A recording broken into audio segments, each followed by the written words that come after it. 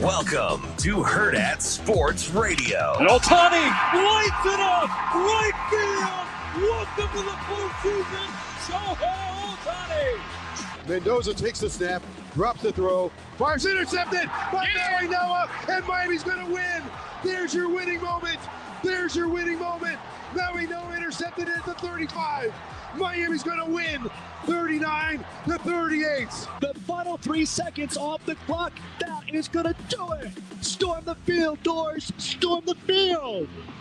For the first time, Vanderbilt knocks off the #1 team in America. Here's the kneel down. And Minnesota has knocked off USC. It's a field rush at Huntington Bank Stadium. The celebration is on. Crowd making some noise here in Lincoln. Caliac Menace. It's lined up. Huskers back away. Snap back. Caliac Menace going to throw it. Being flushed out of the pocket, rolling downfield, looking, throws. Pass intercepted. Picked off by the Huskers at the 27-yard line. Marquise Buford with an INT. And Huskers will take over at their own 27-yard line. And motions back. Turn, inside handoff. It goes to Nair to the outside to the 5, and he is in. Touchdown's an iron bar. It's an iron bar off the right side. Little trap play almost to the right. 6 points, Nebraska. They lead it 13-0. That was a close one. In many ways, it was a tough day. Credit to Rutgers, credit to Greg Schiano. They did a ton of things against us, but we didn't turn the ball over but once. We won the turnover battle, and I thought it was as great a defensive performance as I've been around. Proud of the guys, proud of the team win, and Boomshini I thought was an all-star game today. So with that, I'll answer your questions. Good morning. Welcome into Hurrdat Sports Radio, AM 590, ESPN Omaha, ESPN Tri-Cities. That's DB. I'm Ravi Lulla here on the Pillar Exterior stage.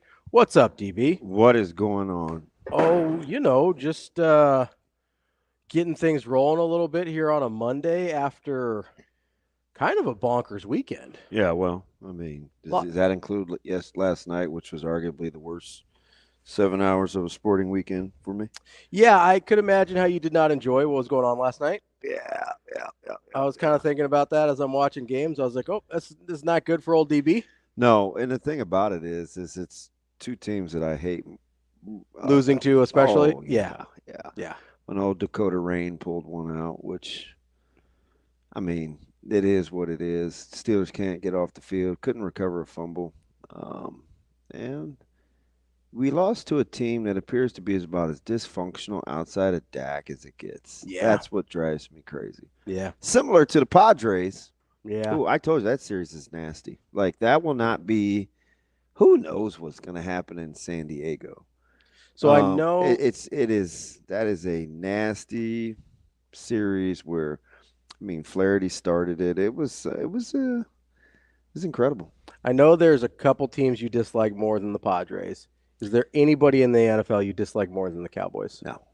That's number one? Maybe. Cleveland's close. But Cleveland's been bad for so long. It doesn't matter. Doesn't matter to you? No. Sometimes for me at least, when teams I dislike are bad, I kind of just like, I don't like them, but I'm kind of just like, it's whatever. Cleveland's close. They're pretty high on the list. Yeah. And it's pretty easy in sports. So you could have enjoyed yesterday watching the Browns yesterday. Yeah, it's they're so bad. It's comically bad. It really is. It's at least like the Dolphins and the Panthers appear to be trying. Yeah. It doesn't look certainly Deshaun does not appear to be trying. No, and and I don't know why Stefanski's playing him. Like, I don't either. He clearly doesn't want to be out there.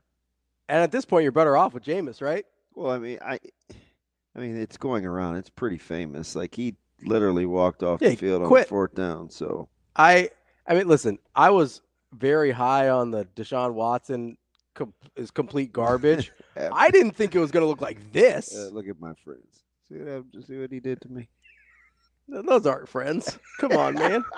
That's my guy. That's not how friends act. Although he sent me a gif of Dakota Rain. He was say what you want about because and I've been a defender, unfortunately, of Dak, even though I hate the Cowboys, but I can keep it 100. Like, he's a lot better than I think even his own fan base thinks. Oh, for sure. He's a lot better than we give him credit for. And he was pretty icy. I think he was 5 of 7 on that last drive alone. Yeah. And he had the little 3-yard scramble. There's always some stupid backbreakers that quarterbacks do where it's like these little runs where it's like, we got it covered, we got it covered, we got it covered. Oh, he got the first down. And then, how about McCarthy after the timeout on the goal line? Like, he changes the personnel group for protection. Yeah. So I'm like, that was actually pretty good coaching. I still hate the team, but you can acknowledge when they do something good. Yeah, that's part of it, right? Is being able to be objective. But the sports weekend was incredible. It was college football Saturday was unbelievable. Well, shoot, even in the NFL. Yeah. NFL was a circus. Because I know you had the Giants winning. And you certainly had the Cardinals winning. Did not. Shane had his Raiders getting up 10 and then being outscored 34-0 the rest of the way. Well, and it started. We didn't talk about it. You spotted the Donkeys 10 and you lose your mind. I know we didn't talk. Speaking of a team that doesn't try. Hey, they're in big trouble. I know we didn't talk about it much on Friday. I hope Pierce saved his money. But it started on Thursday. That Thursday night game was bonkers. Oh, 100%. The Falcons Buccaneers.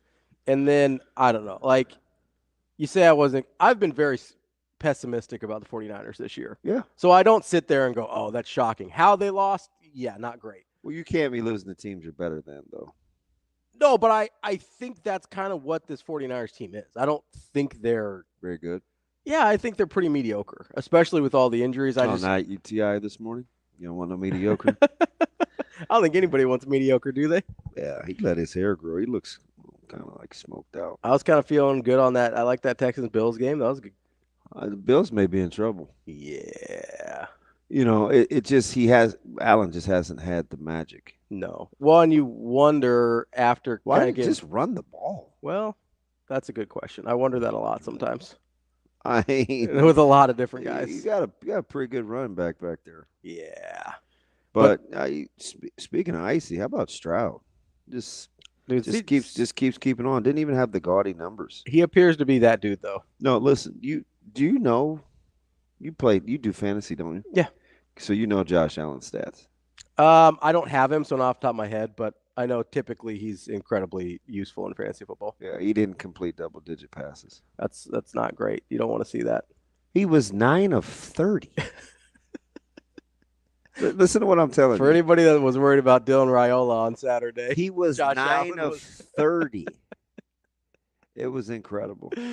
Not in the good way. Incredible. No, I think he finished with like $130. I'll bring it up right here. I think. Right. that is like, what are we doing? 131. 9 for 30, 131. Are those good numbers? No. No. Those are pretty bad.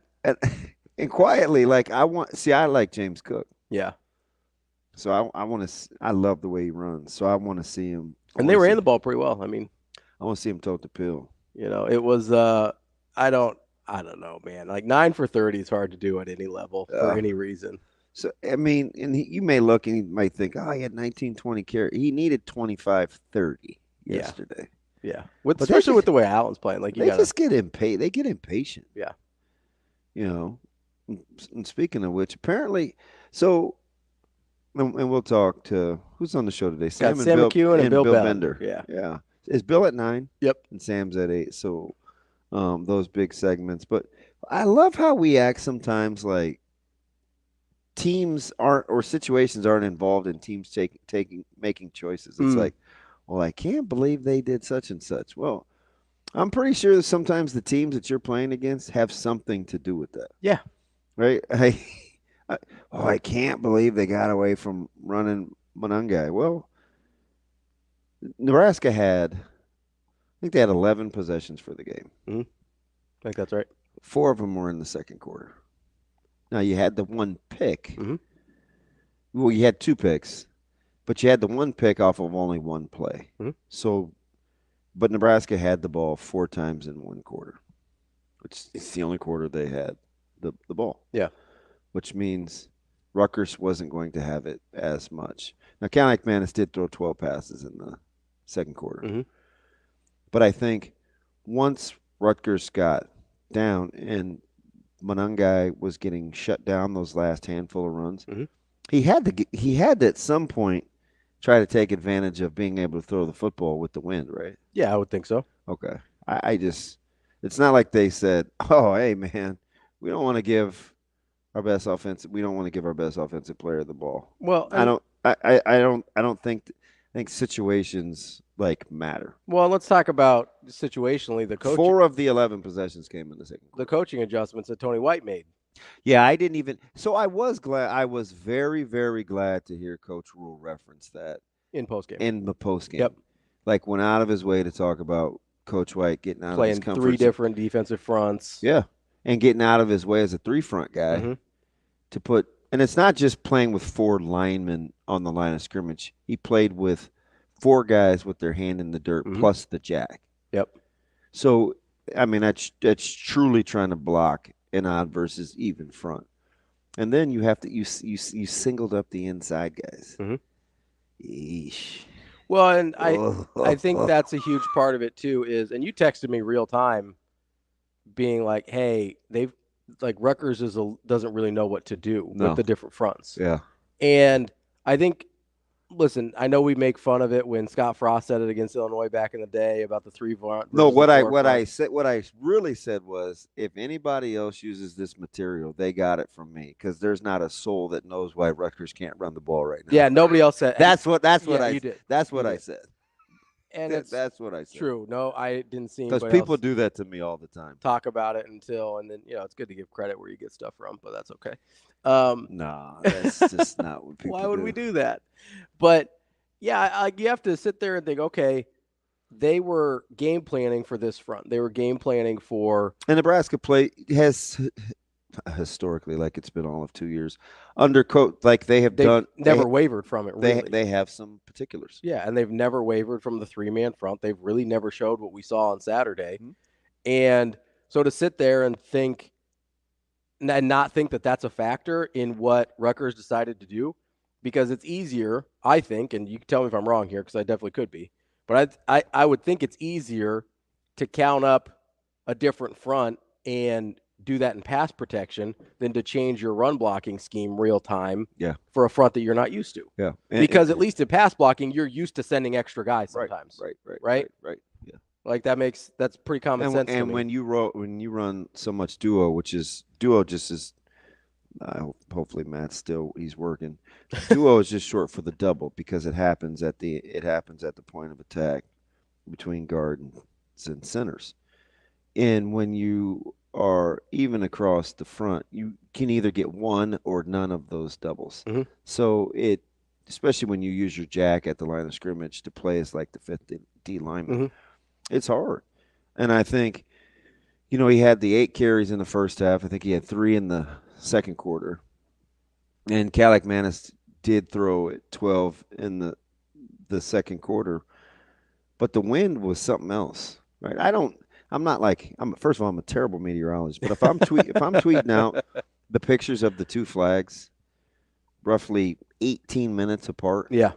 One way. One day it was going one way. The other, or 1 minute it was going one way. The next minute it was like polar opposite. And I'm thinking, if you're not used to this is not going to be good. Well, and then the other part that I kept looking at was on the south side of the stadium, the flags were going one way. On the north side of the stadium, the flag was going the other way, and you're just like, how is that even possible? Wow.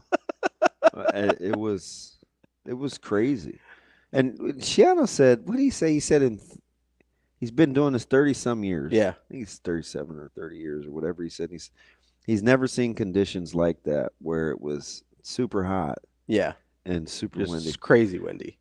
What were we saying all week? This will be a weird game to watch, because points will be hard to come by, but it will be 90 and sunny out. Yeah. Remember, and I said, it's just not going to fit your eye. Usually for what the weather is. Yeah, usually see that in like mid-November, and it's 30 degrees out and windy and whatever. It was that level of wind, just happened to be 95 and sunny out. It was super bizarre. It was, I thought, from in Nebraska's special teams, because when you go back and watch it, Rutgers wasn't good either. No, on they special weren't. on special teams. They So it really was weren't. Like, for as bad as Nebraska was in some phases, Yeah, I felt like it kind of broke even. I did too. And gosh bless our the show, but we talked a lot about their special teams prowess. It was a misnomer. Yeah, the kick coverage team hadn't been good. The punt coverage team hadn't been good. They were just getting us some kicks. Yeah, it was. Which matters. Now they did block kicks, Which matters, right? Yeah. But yeah, it's funny you bring Rutgers special teams up because I was having this conversation with a buddy. I think it was yesterday or it was after the game, whatever. And this is not hindsight either. This is talked about Thursday. It's talked about Friday. Yeah. I'm like, listen, they're not like that. Yes, they're going to get after some kicks, but it's not like you're playing Iowa, who's going to be just rock solid in every phase of special teams, right? Yeah. And my buddy's texting me about all these special teams errors that Rutgers had. And I go, oh, but, Greg Schiano, he's the special teams genius, so that can't be, we can't go to that narrative, where at the same time, I get the Nebraska ones feel super glaring, right, because they're the block punts. And that's it's bad. It's a big splash play, and it's bad. Like, the defense definitely bailed them out, especially on that second one. But we sit here and we go, okay, Nebraska had some bad special teams plays, also had some really good special teams plays. Like, don't want to forget about that part. Rutgers was essentially the same, right? They had some pretty bad I mean, you hate to – if you're a special teams coordinator and you give up a 30-yard pass to a punter, you probably don't feel great about that. No? You give up a 69-yard – Which was more than you'd given up to the quarterback at that point. In the second half, for sure. Yeah. I think it was more than they gave up to Raiola in the entire second half. I'm not sure he had 30 yards passing in the entire second half. I got to go back and look. You're probably right. It's close. I think it's pretty close. You give up a 69-yard punt when the game's on the line. That inexplicably you don't go get. Yeah, like I get it went further than you thought, but he didn't even run after it. He came up. Yeah, he did not have a great day decision-wise returning the football. And then you had one roll earlier. I would say he had one earlier that rolled out of bounds at a great spot for Nebraska. Like you said, it pretty much evened out on special teams. Yeah. And this is not to absolve anybody of the blocked punts, because that's horrendous. Two things can definitely be true at once. But this is an area where Nebraska fans were convinced that Rutgers was definitely going to have the upper hand in, and it basically broke even. Yeah. And Nebraska was not good. Nebraska was not good, neither was Rutgers. Rutgers had some critical special teams errors. One of those snaps came back on the punt like slow pitch. For Nebraska? I didn't know if I'm dead serious. The one right before it got blocked. Yeah. I'm like, that was not a good snap. It did feel like there was a couple that took forever to get back there. Yeah. And I'm like, and I think it was I thought the first block, I thought the ball took forever to get back there. That's part of it. And, I mean, by the time he catches the ball, you're like, oh, no, this is going to go badly, right? And at that point, what do? Not a whole lot. There's not a lot you can do at that point. No. And the other thing that, man, I'm telling you, mm-hmm. I've tried my darndest. This is a little bit of upset, DB, because I've tried to set this thing up, just giving you the answers to the test since the season started. I'll say, hey, can we separate? Is it possible to separate QB play from offensive coordinator? Is it possible to separate, sequential play calling from quarterback play? And the answer is really no. Yeah. But we were doing it all season, up to this point, and a lot yesterday too. Up to this point, we were doing it. It was Dylan. We didn't say much about Coach Sad. Right? Am I making this up? No, that's true. Not nothing positive. Nothing positive. Try to hey, you don't get this life without him in it. Yeah. The whole nine. Yep. If I had to hear one more thing about play calling this weekend hey, you know what? Your quarterback has to play better. He was 2 for 10 in the second half. He has to play better. You can't get around. You can't only be mad at Sat when it doesn't go well. Because in the first half, I thought Sat was in his bag. He's a genius. Yeah, I thought some of the play calls were incredible. Whether it's double reverse screen, whether it's his ability to formation and get matchups is pretty good. Whether it's that the wing trap from Bonner with Barney in motion to get the eye candy for the defense. How about the I formation when Harburg dots the I and Dowdell's at fullback and you just give the quick hitter? Yeah, on short yardage. On fourth down. It's pretty fourth slick. and 1.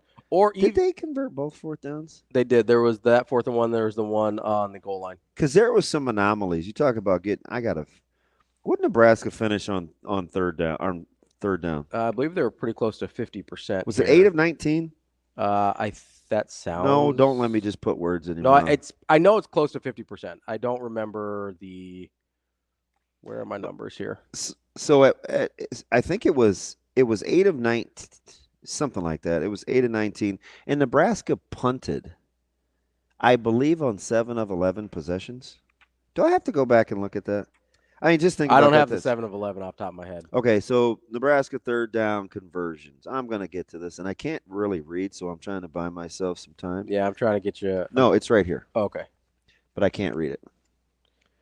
It's about where your right thumb is somewhere on third down conversions. All right, we'll find it. Yeah. Third down conversions, 7 of 19. Okay, I said 8 of 19. And then Rutgers was 2 of 14. Which, holy smokes! But if you want to count the fourth down conversions as far as keeping drives alive, all of a sudden they're 9 for 21, which is 45%, 40%. Nebraska punted 8 times. Yeah. You had the ball 11. Yeah. On 11, you punted 8, 2 touchdowns and a pick. It's incredible. And it doesn't that's kind of it's kind of an anomaly to be that good on third down and punt that many times and fourth down and still punt that many times. Yeah, it seems odd. That's a high number. I probably haven't looked at other games enough. That's a high number. High to have that kind of frame of reference, but you would expect if you're converting 50% of your third and fourth downs that you're probably going to score more points. Yeah. Right? Probably get more than 14. I mean, it's 1, 2, 3, 4. So 4. Okay, let me get this. Well, they would have 3 fourth down conversions because of the fake punt, too. So it was 4 punts and 2 interceptions. He had the 2. Raiola didn't have 2. Yeah, he did, didn't he? No. Callahan Manis had 2. Raiola only had 1. Well, he fit the one in on the. That was it. That was it. Yep. Sierra Wright and Hartzog. I'm over here lunchboxing. I was like, wait a minute. I have 2. No, yeah. Raiola just had 1. He tried to fit it in on the RPO. Which, by the way, how good was Flip? I was going to lose my flipping mind because no, he was everywhere. Yeah. And I'm not going to lie, the hair was driving me out. But I'm like, listen, if you're going to rock it, you better be like Pal Mao and be really, really good. Yeah. Yeah. But it was just a weird. So apparently we're back to we like points in the first half and not the second half. Well, I don't know because we're pretty upset about the second half. Well, we didn't like scoring in the second half either. We didn't like Purdue scoring in the second half either. I think. Do you think we should like winning? I do think we should like winning. 5-1 into the bye week, I think, is what everybody should like. Hey, have you seen Alabama's defense in the last 6 quarters? Whew, not good. But how many points have they been up to? 70? 78? It's unbelievable. Something like that? Yeah. 78 points the last 6 quarters? How many minutes Vandy had the ball for? I don't. 42. Oh, my God. 42 minutes. That almost feels like the Nebraska-Georgia Southern game a little bit. Don't tell me Vandy didn't earn it. We will be back.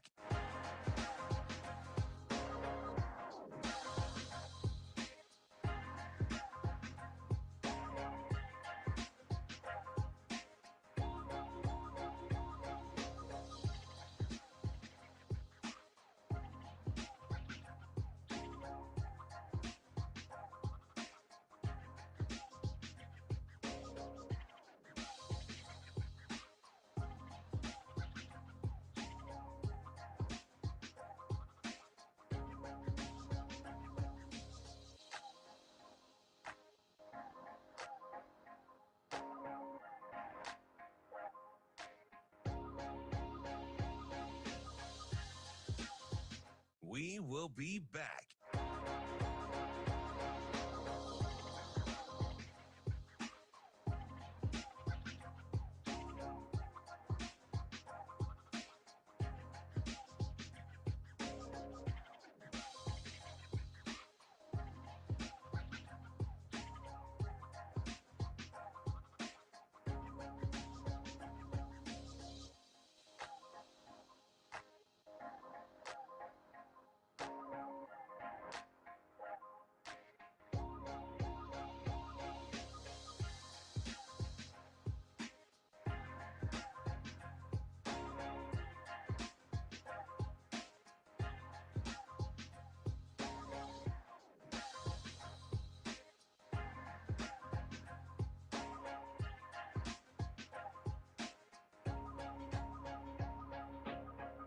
We will be back.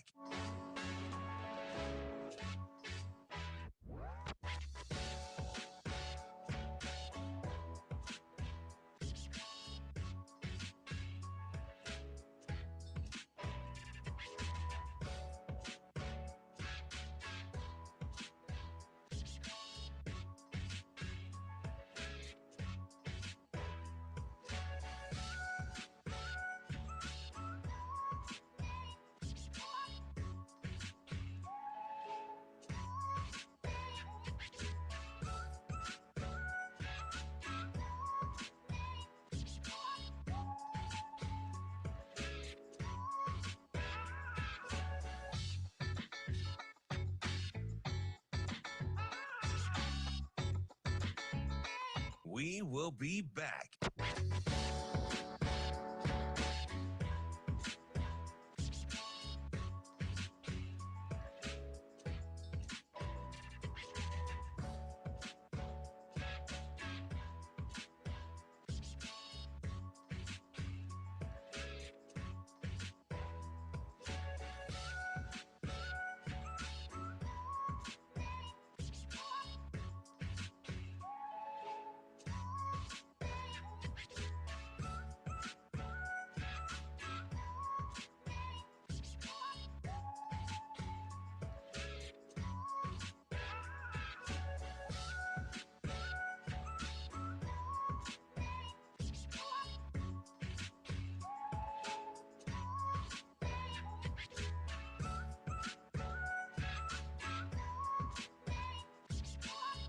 We will be back.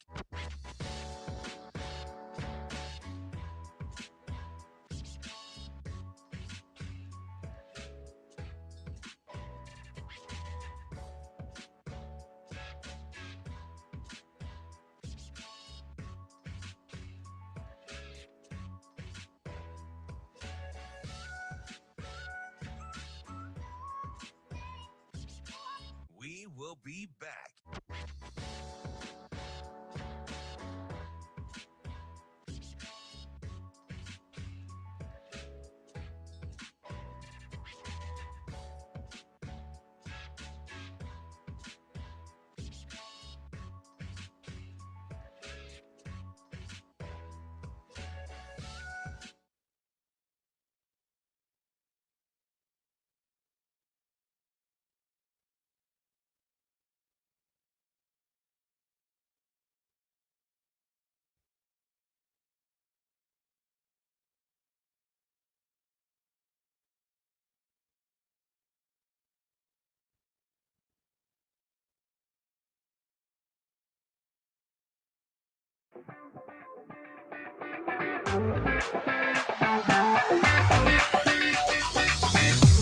You're listening to Hurrdat Sports Radio.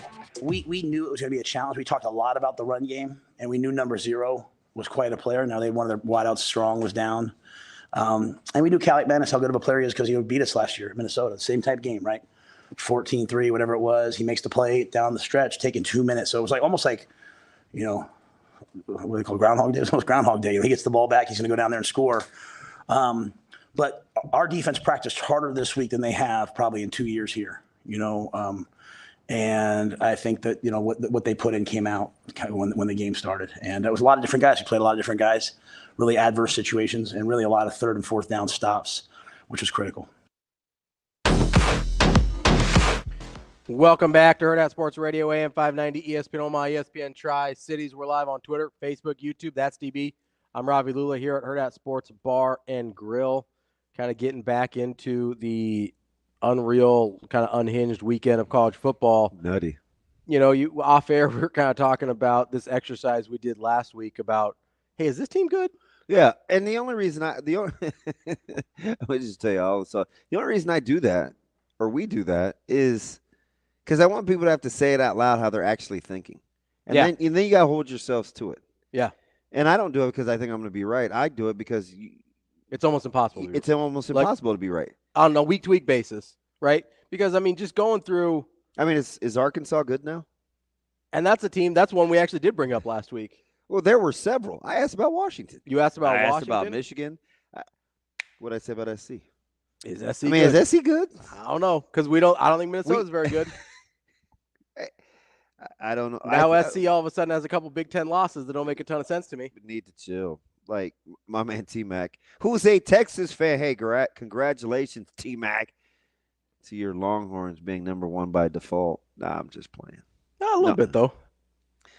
They're pretty good. No, they're good, but they're not the. I don't know. They're if they're the currently best. ranked number 1 by. Best. I don't even know who the best team in the country is. Default's probably not fair, but circumstances, like they're circumstantially number 1. Their defensive talent is pretty legit. Yeah, Sarkisian's been able to load up there. And it's after losing guys like Murphy. So USC's lost to Michigan and Minnesota. Do we think either of those teams are very good? No. Do we still think USC is very good?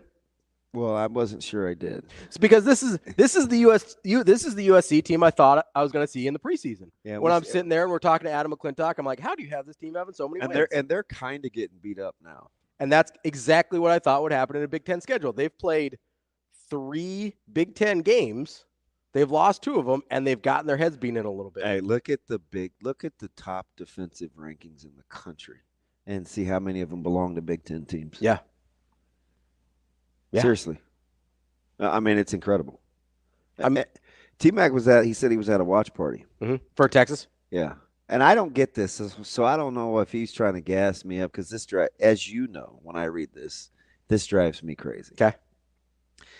Your comment is exactly why when you beat someone and the immediate response is, well, they weren't very good.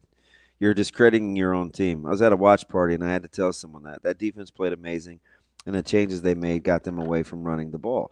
It's like, why do we do that? I don't know. It's that weird inferiority, like superiority, inferiority, and then lack of impulse. That's the inferiority part right there. Have you ever met somebody? Now, clearly Purdue isn't very good. No, it's fine. Right? Like, not everybody who play can be good, right? That's fine. I think we can say that. And UTEP's not very good. I still don't think they've won a game yet, right? Okay. But Sharpie looked at me before the game, and he goes, DB, I don't think UTEP's very good. That's fair. I think that's fair. I love him. He is so – you talk about – like enjoying going to work with people. Mm-hmm. It's why it's easy to come here every day, or the broadcast team. Like it's like being around him. Mm-hmm. Like you just feel like you probably ought to go to work at a high level. Yeah, it's fun. Yeah, like he's fun. I've had a couple of blunders this week, and of course Jess and Ben just pounced. I'll say they like to pour on the salt a little bit. Oh gosh, they got me. Jess at one point just said to Benny Mac, she goes, "Did you ever think it would take both of us to babysit one person?" And I did. It was pretty dumb what I did, but I couldn't find my phone, but I felt like it was in the booth. Yeah. But I had to go down on the field, but I couldn't call Ben. Because I didn't have my phone. So I had to walk down to the studio over by gate 18 just to check and see if I had my phone. Then Jess had to call Ben to see if my phone was back at the regular studio. I was like, this is embarrassing. I've been on the receiving end of one of those calls before. I don't know what is going on. It's just a lot going on. But you sit like a little focus. That's all right. But you sit. That's why you got a bye week. It's good. Yeah, it's good for you. But we sit here and go, okay, well, Colorado's 4-1. We didn't think they were any good. Are they good now? Yeah, when we beat them, it was like, but. Illinois, we didn't think they were very good, even though they were ranked when we played them. So So maybe Penn State isn't who we thought they were. Maybe. Now they're winning by decent scores, but we had that up in the studio. Does Penn State feel a little bit more like Oregon than we realize? Because I'm not stylistically, just the way the games are going. Because I feel like every time I watch Oregon, it's like I feel like they should have won by more. Yeah. If we think Oregon is who we think they are, or if Oregon is who we think they are, you sit there and you go, I don't love that score. I don't love that margin, but they keep winning. Same thing with Penn State. They just keep winning. Well, how about Gabriel? All of a sudden, Rutgers isn't good now? They're 4-0 going in. Yeah. You think Nebraska should be ranked? I think it was borderline. I mean, yeah, I'm not crying over that. I know one stat that I saw that I did not realize. I think I sent it to you. Which one? Did you? Oh, the Iowa one? It doesn't seem like Iowa has lost 8 straight to AP ranked opponents.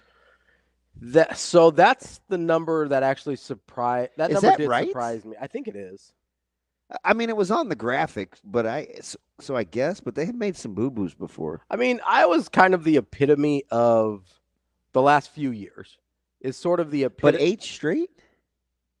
I mean, that's like 2 years. You play. I mean, they probably have played 8 ranked teams in the last 2 years, basically. Huh. That's not a crazy long. I mean, it's not Nebraska streak against ranked teams or anything. Like it's No, that's otherworldly at this point. Really, really bad. But they just seem bad. Like, I don't know. Like that surprised me. Iowa to me is the epitome of that team that always beats who they're supposed to beat and never beats like right now. This version of Iowa, the last couple of years, they always beat who they're supposed to beat, and then they are just clearly not good enough to hang with teams that are better than them. Mm. And so the margin, because that margin in those games is like 27 points, right? On at 27.4 right per game, which is crazy. But I thought it would have been at least 2 to 3 touchdowns because they don't do well against teams that they're outmanned against. Like there's only a certain degree to which their coaching and their discipline, their execution can overcome the talent gap if the other team is also well coached and disciplined and executes. And when that happens, they get their head beat in the last few years. So let me ask you something, a guy that came up this offseason, because I said he would be the perennial conference player of the year choice, but I don't think he should win it. And I didn't think he was very good. Who's that? But his stats said he was.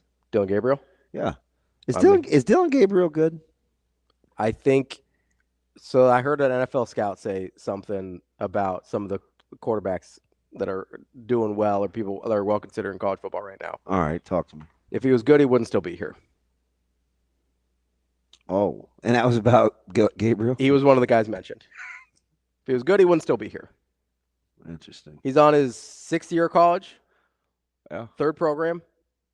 If he was really good, he would not still be here. Yeah, I just watch him, and it was hard for me to put into words. He's a pretty solid. He's a solid college player who's been in some very good systems. That is, he just had always seemed like a guy that did the bulk of his work against bad teams. Against really bad teams. Yeah, that's why he was good at UCF. Yeah. You're not playing that level. By the way, competition. That shock you? Going to Gainesville and laying an egg? I think they were favored. It shocked me more that Florida didn't lay an egg than that UCF did. I think UCF was favored. They were favored against Colorado, though, too. Like, I don't know what people think UCF is. Oh, good point. Like, I don't know. Like, to me, that was more about, I can't believe Florida actually showed up. Yeah. Than it was, oh, God, UCF late. Like, I don't know. That's another – UCF's a great example of I don't know if they're good. Well, I don't think they are. It certainly wouldn't appear that way, but Vegas keeps putting numbers on them. I don't think they are. I don't either. But somebody in Vegas likes UCF. Did you see who would you take at Ohio State between Judkins and Henderson? By the way, Caleb Johnson held his own. Yeah, I think I still go Judkins. Yeah. That was I think some good running backs in that game. Yes, there was. Can't take Caleb Johnson over both of them. Dude, love that guy. Can I take him over both? Yeah, he balled. What if you put Caleb Johnson on Ohio State? I don't know because they're already pretty good. Yeah, and they actually have a threat of doing something else than giving him the ball. That's CBM Ravi. Lulla will be back on Hurrdat Sports Radio coming up next to wrap up hour number 1. We will be back.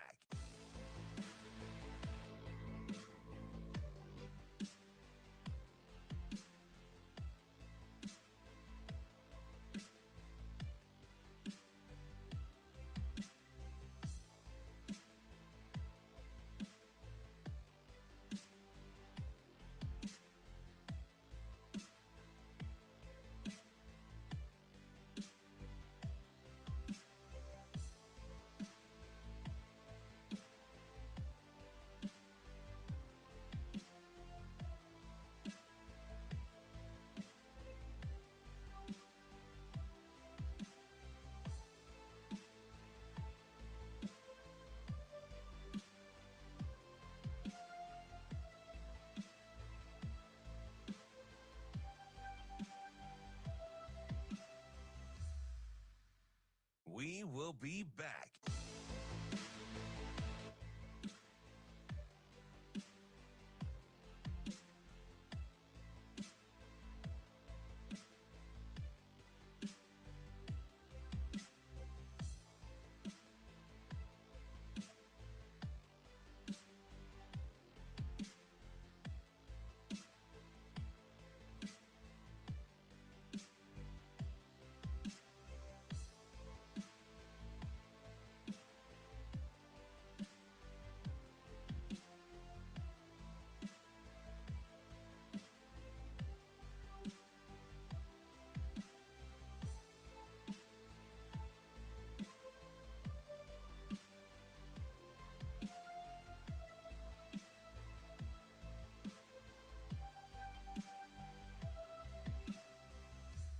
We will be back.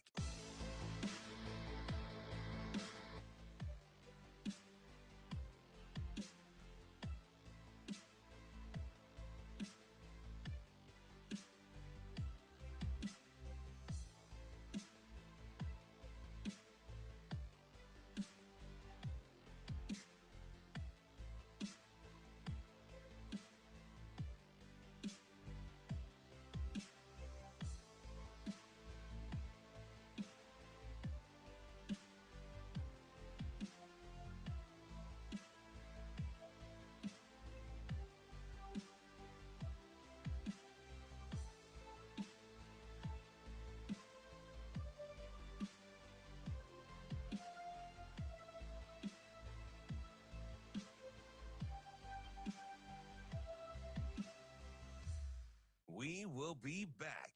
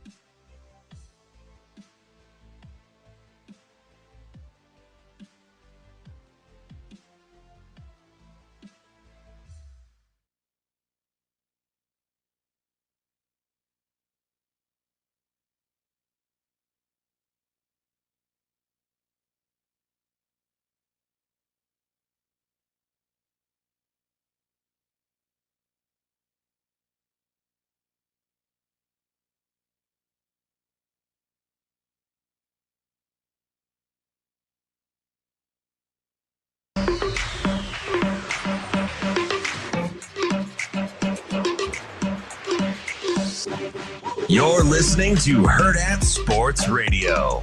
Dremel is deep. Buschini, the hobbling Brian Buschini, is in punt formation. Huskers have had 2 punts blocked. They snap it back. They're fake. Buschini throws it down the field. Matt is caught.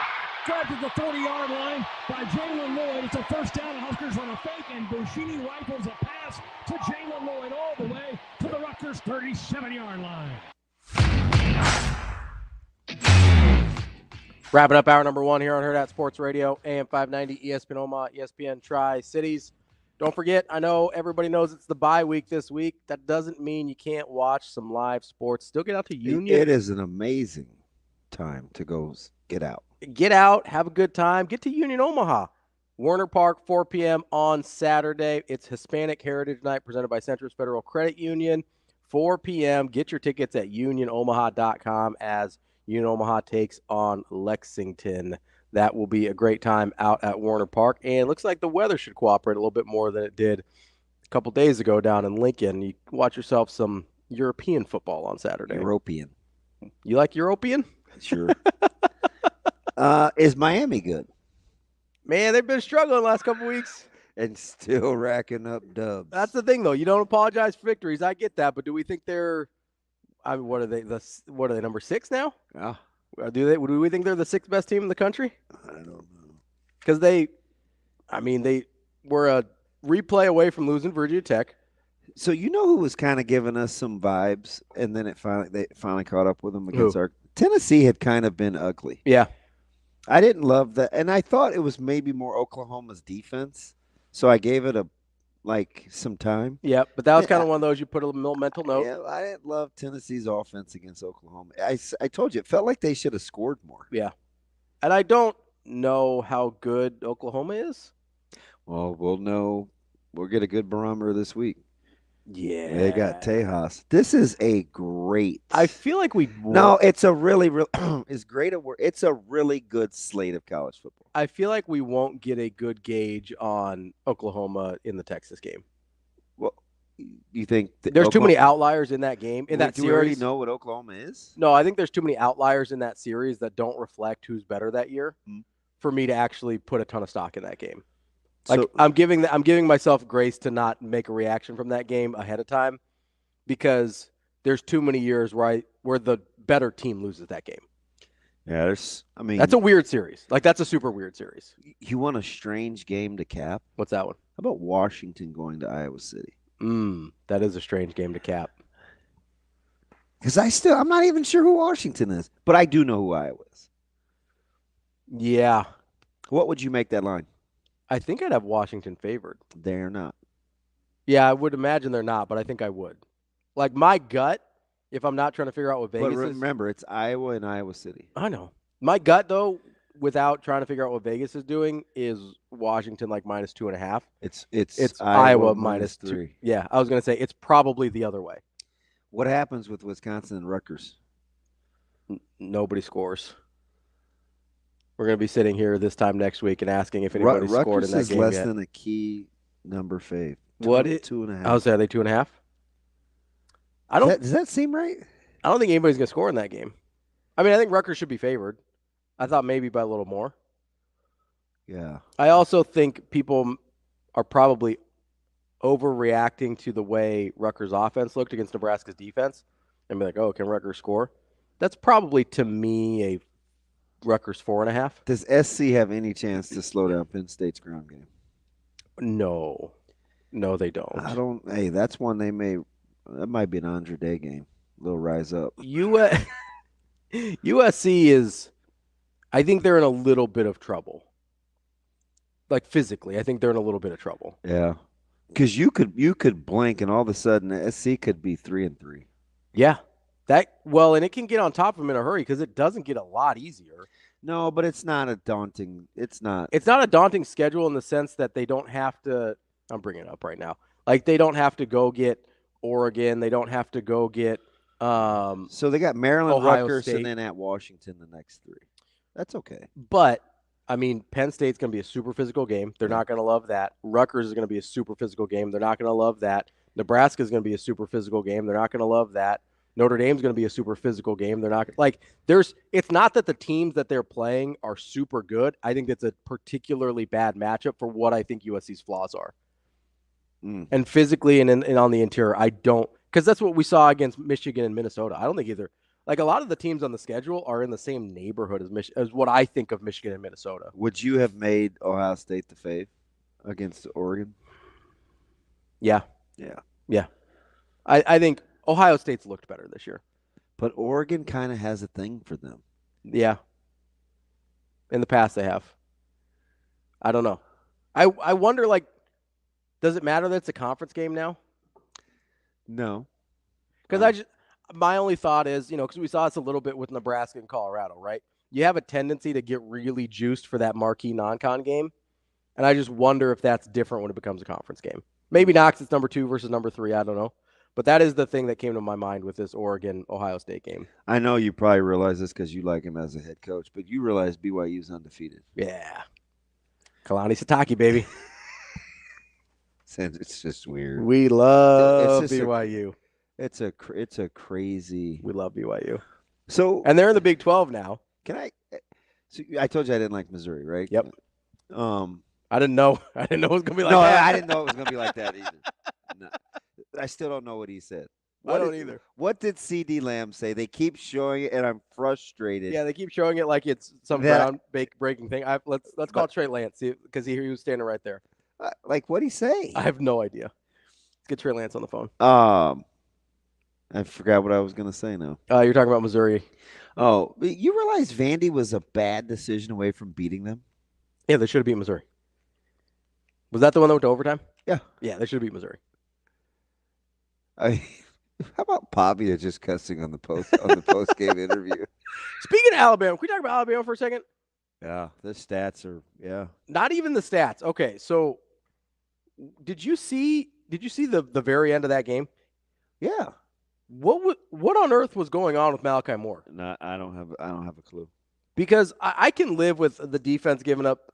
I mean, I don't love it, obviously, if you're an Alabama person, but I can live with the defense giving up 78 points in the last 6 quarters or whatever that number is. I can live with them dropping a game that maybe they shouldn't. If I'm Kalen DeBoer or Womack, the defensive coordinator. Yeah. You don't know Bobby. I don't know who Bobby Womack is. It's fine. I know who Tony Womack is. Yeah, him too. Second baseman. If I'm DeBoer, if I'm Womack, if I'm Alabama, I'm a little concerned there, because that was super strange behavior for an extended period of time, and then you've got Womack walking like a half the way out onto the field to pull a guy and basically getting told to shove it. Like if I'm Alabama, that's what I'm worried about, not the loss to Vandy. Yeah, well, they were. You know what Vandy converted on third down? 12 of 18. 12 of 18. Yeah. And then they got a couple fourth downs in there too, didn't they? That's how you get to the 42 minutes of time of possession. Yeah. Vandy ran 75 plays. That's unbelievable. Bama ran 46. Now, they scored on like half of those. But you know how many 3-and-outs Vandy had? None. 0. That's how you stay on the field a long time. At no point did Vandy have a 3-and-out. And the only really fluky thing in that game was the pick six early, in terms of like the swaying and outcome. You know? Yeah. Because even when Bama had a chance to take the lead at 33-28, the sack fumble. The strip sack. And that wasn't fluky. That was about as clean of a strip sack as you'll get. I don't – listen. And I don't know. I don't even know if they're 21 better than Arkansas or South Carolina. Alabama? Yeah, it's 21.5. Yeah, I don't know. I don't know. I didn't love what I saw from South Carolina this week either. I thought they might put up a little bit better of a fight. So we're back to the whole. Are they good? Do we like Shane or not? It just depends on the week. Which Shane? Yeah. No, Alex said the best interpretation he's seen is subpar throw. Subpar throw. To Dak, CD. Oh, okay. He says, don't know for sure. Does anybody – Alex, I'm with you. I don't know if anybody knows for sure. But and if Collinsworth was like, well, I'll let you read lips. It's because he couldn't either. Don't let me do it. Like, hey, help me out here, bud. And then I was really frustrated because I was like, this is a total me thing. If it was so I was frustrated. I was like, DB, do better. If it was just better. If it was just subpar throw, like, why are we showing this a million times? Yeah. I get you probably don't love calling out your QB, but hey, if it's a bad throw, it's a bad throw. What are you gonna do? We're speaking of wishy-washy. My buddy John, he's like, just fan bases. Mm-hmm. He's like, Buford was on his way to being Big Ten Defensive Player of the Week. 2 plays in the second half, and he's the worst corner to ever play at Nebraska. Yeah. He said fans get wishy-washy fast. I mean, how about Nebraska having that defensive performance with – how about after he fell down and the ball went doink? He got a hug from his coach. Did you see that coming off the field? I didn't see the hug. So he got subbed in after he fell down, and he gave him a hug coming off the field. I couldn't believe it. I was like, see, that again, it's me. So you have to. That's how I'm a lover by nature when it comes to my players, right? Like, that's just how I feel about young people. And he, gave him a hug, but he's like, yeah. Don't do that again. You got to come out for a sec. Just a sec. We'll put you back in here in a second, but. I need you to take a breather there, bud. Oof. I mean, how about Nebraska playing with essentially their third and fourth corners? Because we kind of conveniently forget Bly Hill was supposed to be a starter. Yeah.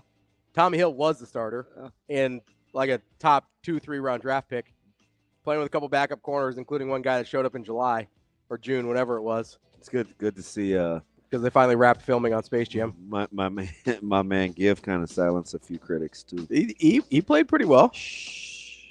You played pretty well. Not as good as the corners, but you played pretty well. We'll be all right. We've got Sam McKewon coming up next. We will be back.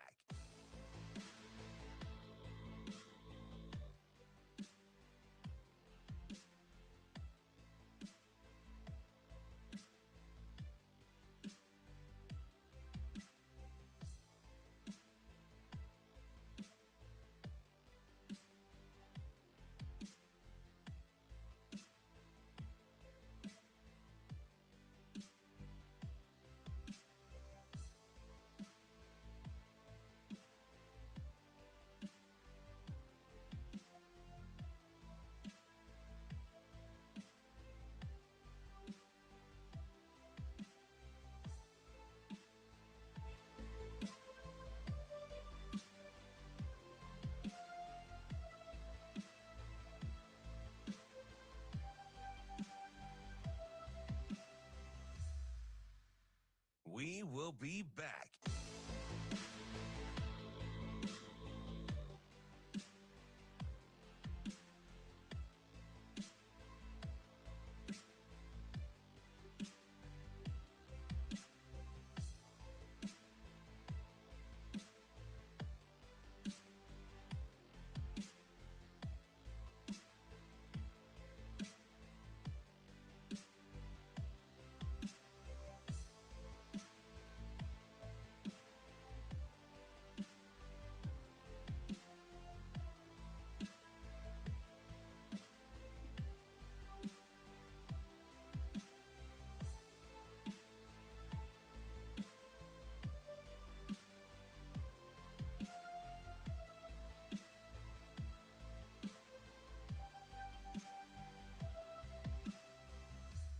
We will be back.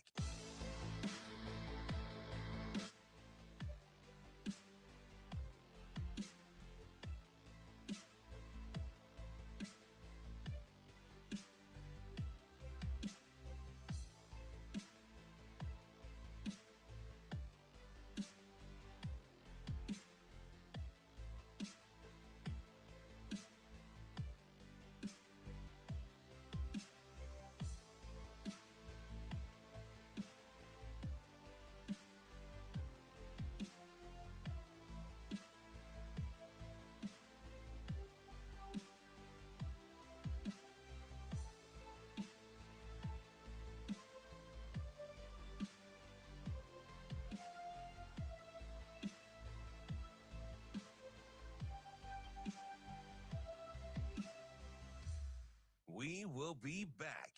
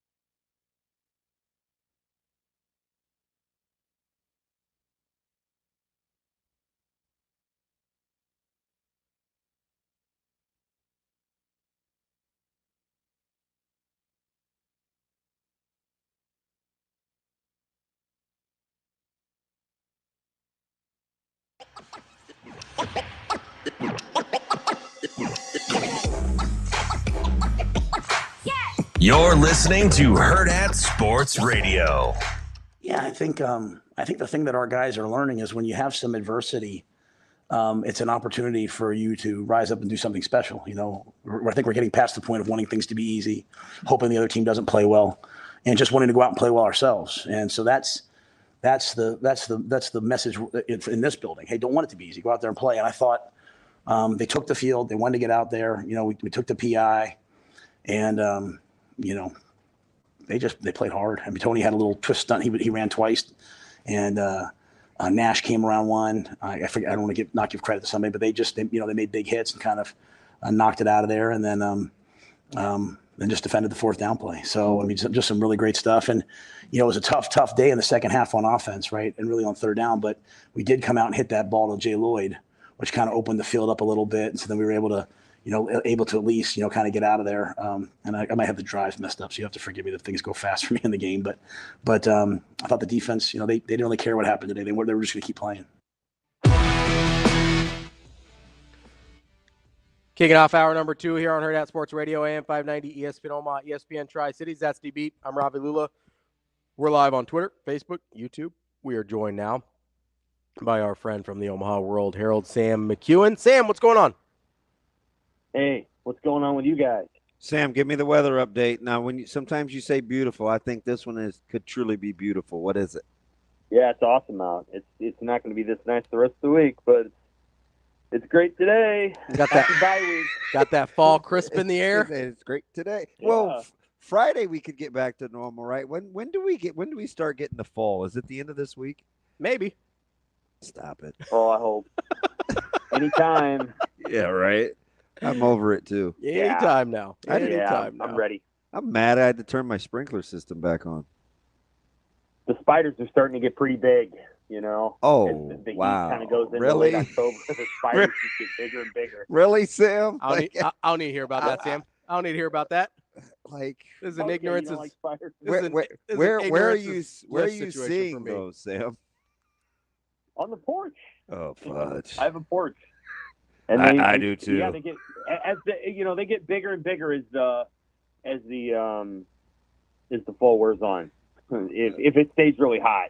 Oh gosh. I could use a freeze about now. Just any time now. Give me a freeze. So it doesn't seem like it doesn't sound like we cool off until Sunday, Sam. We'll have 80s all week. Yeah, well. And then 70s on Sunday. Sam, Kingdom of the Spiders. You keep those giant spiders. That was a good movie. You keep those giant spiders down in Lincoln, all right? We don't need any up here. Low budget, good movie right there. Good pull, Sam. Yeah. With William Shatner. Yeah. How do you remember that? Big Bill Shatner guy. Dude, no, seriously. I remember a lot about movies. Yeah, it's good. It's a good show. Sam, so speaking of movies, did you feel like this was a familiar script as this game was wearing on Saturday? Familiar in the rule era, yes. And this time it went the right way for Nebraska. But this is the 13th time in his tenure, and that's not very many games, that Nebraska's held an opponent to 14 or fewer points. Yeah. And so these games are becoming very common. Now, the key to that is this is the 13th time they've done that. They have not won all 13 of those games. They've actually lost, 3 or 4 of them. So, I think this is the kind of football that you can expect. Obviously, you want Nebraska's special teams to be better, and you want the offense to capitalize a little bit more. But this is the kind of football that Matt Rule wants to play. He wants to play defense. He wants to hit some big plays on offense, which they did, and throw a spicy fake punt pass or something in the mix. Like, that's kind of the way they want to play football. It's not super fancy, but I feel like they're getting better at it. Dylan Raiola had a hard game, and it actually, it's going to be good for him because now he's got a bye week and he can kind of go back and watch all 6 games, but he can watch this game in particular and maybe learn a few things about what he did and what he could do differently. Sam, I'm glad you brought up Dylan because if I had told you he'd go 2 for 10 in the second half, Nebraska would have 2 punts blocked, including 1 inside a 5-yard line, that Monungai would have 60 yards rushing on his first 8 carries. How do you think that game would go? Like, if I told you those things ahead of time, what do you think the score of that game is? I think Nebraska loses it. I do.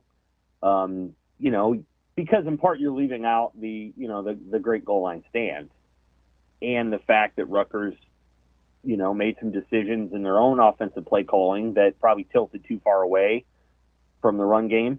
And Nebraska was able to recover and did a great job defending the run the last, 2 quarters. I mean, Rutgers tried to run the ball later in the game, but had no success doing so. So Tony White adjusted, to his credit. Well done there. He was able to do some things, and And yeah, but I would have told you Nebraska lost. That's why it's impressive that they won, because they made some plays that helped them dictate the tempo of the game and, put Rutgers behind the eight ball a little bit. You got to get ahead of Rutgers. Matt Rule said that after the game, but he was obviously thinking it before the game, and that's exactly what Nebraska did, and they were able to hold on. So it's interesting because Monungai's first 3 carries, Sam, I think I tweeted this to you, went for 35 yards. The next 16 went for 49? Like, that doesn't make a ton of sense, does it? That sounds about right, yeah. But that's exactly what happened, though. So if you're Schiano and you're looking at this weather and you're Soraka or whoever is calling plays, like, are you trying to take advantage of balance after it started to kind of dictate that Nebraska may be pretty good against the run? I know we say, like, whoa, Rutgers, what were you doing? But given the conditions and how the game was flowing, you thought they just panicked a little too early? I did. I think they went away from the run a little too early, yeah. I think they probably could have run the ball a little more, especially before Nebraska made the adjustments that they were trying to make or whatever was trying to go. And that was in the second quarter. Yeah, that was in the second quarter, and it was 7-0. I thought Rutgers would keep running the football. I tweeted to that effect. I think a few other sports writers did too. I thought they'd probably turn to the pass. And here's the other thing too. Their quarterback does make some nice plays. He is an athletic guy. He is not an accurate quarterback and has never been an accurate quarterback in the course of his career. I think his career completion percentage is somewhere in the 50s. Unless he's throwing that speed out, he looked pretty pedestrian. But in college football today, 60 is the line, and a lot of college quarterbacks are above that line. Yeah, the RPO game has changed completion percentage immensely. Right.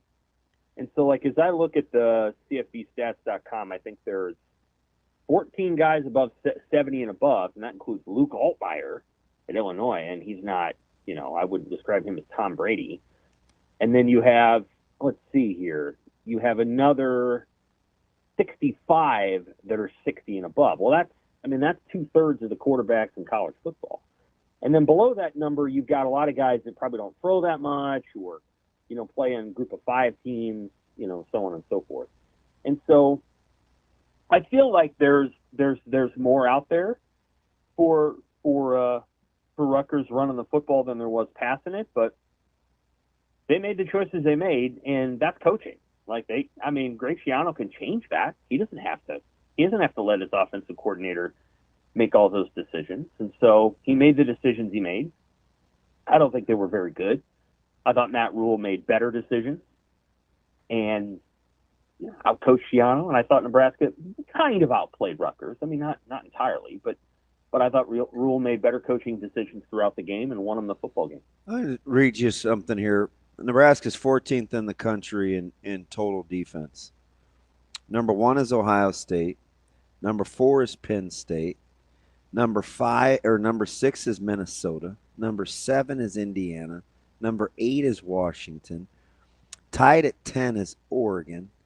And then there's Nebraska. I mean, yeah, that's a lot of Big Ten representation in terms of total defense. And we won't even get into the stats that were tweeted out yesterday nationally about Nebraska with sacks, turnovers, and their defensive prowess. What happened to the narrative, do you think, from Illinois to now, when I think some said, this is still a good defense, but I think quietly it bugged Nebraska that there wasn't the consensus that there was still a pretty good defense.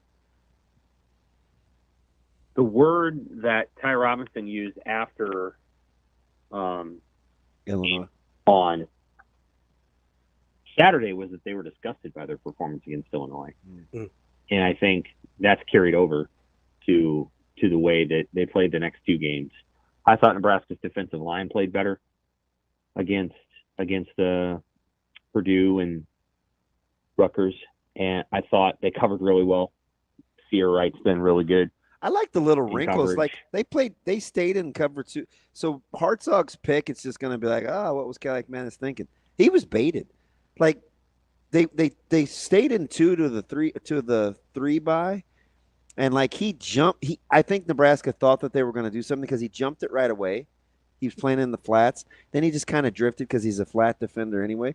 Cadillac Manis had nowhere to go with the ball. It's little stuff like that, Sam, that like doesn't show up on like as a coaching adjustment, but they do little things like that all the flipping time. Yeah. Well, they've got, at this point now, they basically have 3 defensive coordinators. They don't. They have 1. But the head coach and then John Butler. Now, you put those 3 guys together, Matt Rule, John Butler, and Tony White, and my hunch is they're going to be really good in coverage eventually. And they're pretty good now, but they're going to be great. And I don't know how long they can keep that trio together. I don't know how long Butler intends to be here. I don't know if Tony White wants to get a head coaching job right after this. I think Tony White's going to have a great opportunity in this offseason. I don't know exactly where, but we'll see. But if they can keep that trio together for, another couple of years, they could be really, really special. And they could be really special by the end of this year. It's just, it's hard to tell because you got to get Tommy Hill back, and then you have to decide whether Sierra Wright's just going to go to the bench or you're going to move Buford back to safety. Buford's done some really nice things. He got beat, too. I mean, he got beat twice on the same drive. This is weird, Sam, but when he checked out, when he had fallen on the one that hit the receiver in the ear hole, first thing he got before he got to the sidelines was a hug. And I just happened to see it out of the corner of my eye, and I was like, you know what? Yeah. They're going to win more games than they lose because of that. And, low-hanging fruit would be, getting beat, didn't catch the ball. And I'm like, no, just responding to a guy that they knew is in a tough spot, like he's doing them a solid. Right. And he got a hug. Like, I don't know, man. It hit me a different way. Did. That's good. Right? That's good. Did you see it? Yeah, well, I did not see it. But, the ball has to hit the guy's helmet. So if it's a touchdown, maybe he still gets the hug. That was a huge moment in the game. And honestly, I'm a believer that the coaching decisions that Nebraska made to get to that point so they could have the win moving against Rutgers in the fourth quarter influenced that play. I think the win probably held it up just a little bit and was just enough in order to make that play happen. So I think Nebraska can feel good about that play not being a fluke, if that makes sense. I think they sort of orchestrated the game so that they get that play. But as I look at it, Nebraska right now is 31st in pass efficiency defense, which isn't bad. It's not elite, right? Washington's number 1. Now Washington's played some quarterbacks that can't hit the broadside of a barn, but Washington's number 1. Minnesota's 2. Minnesota's played some pretty good quarterbacks, and they've intercepted 10 passes against 2 touchdowns, which is pretty impressive. But I think Nebraska. Did you realize? Would you think that they would be 6th in total defense? Minnesota? Yeah.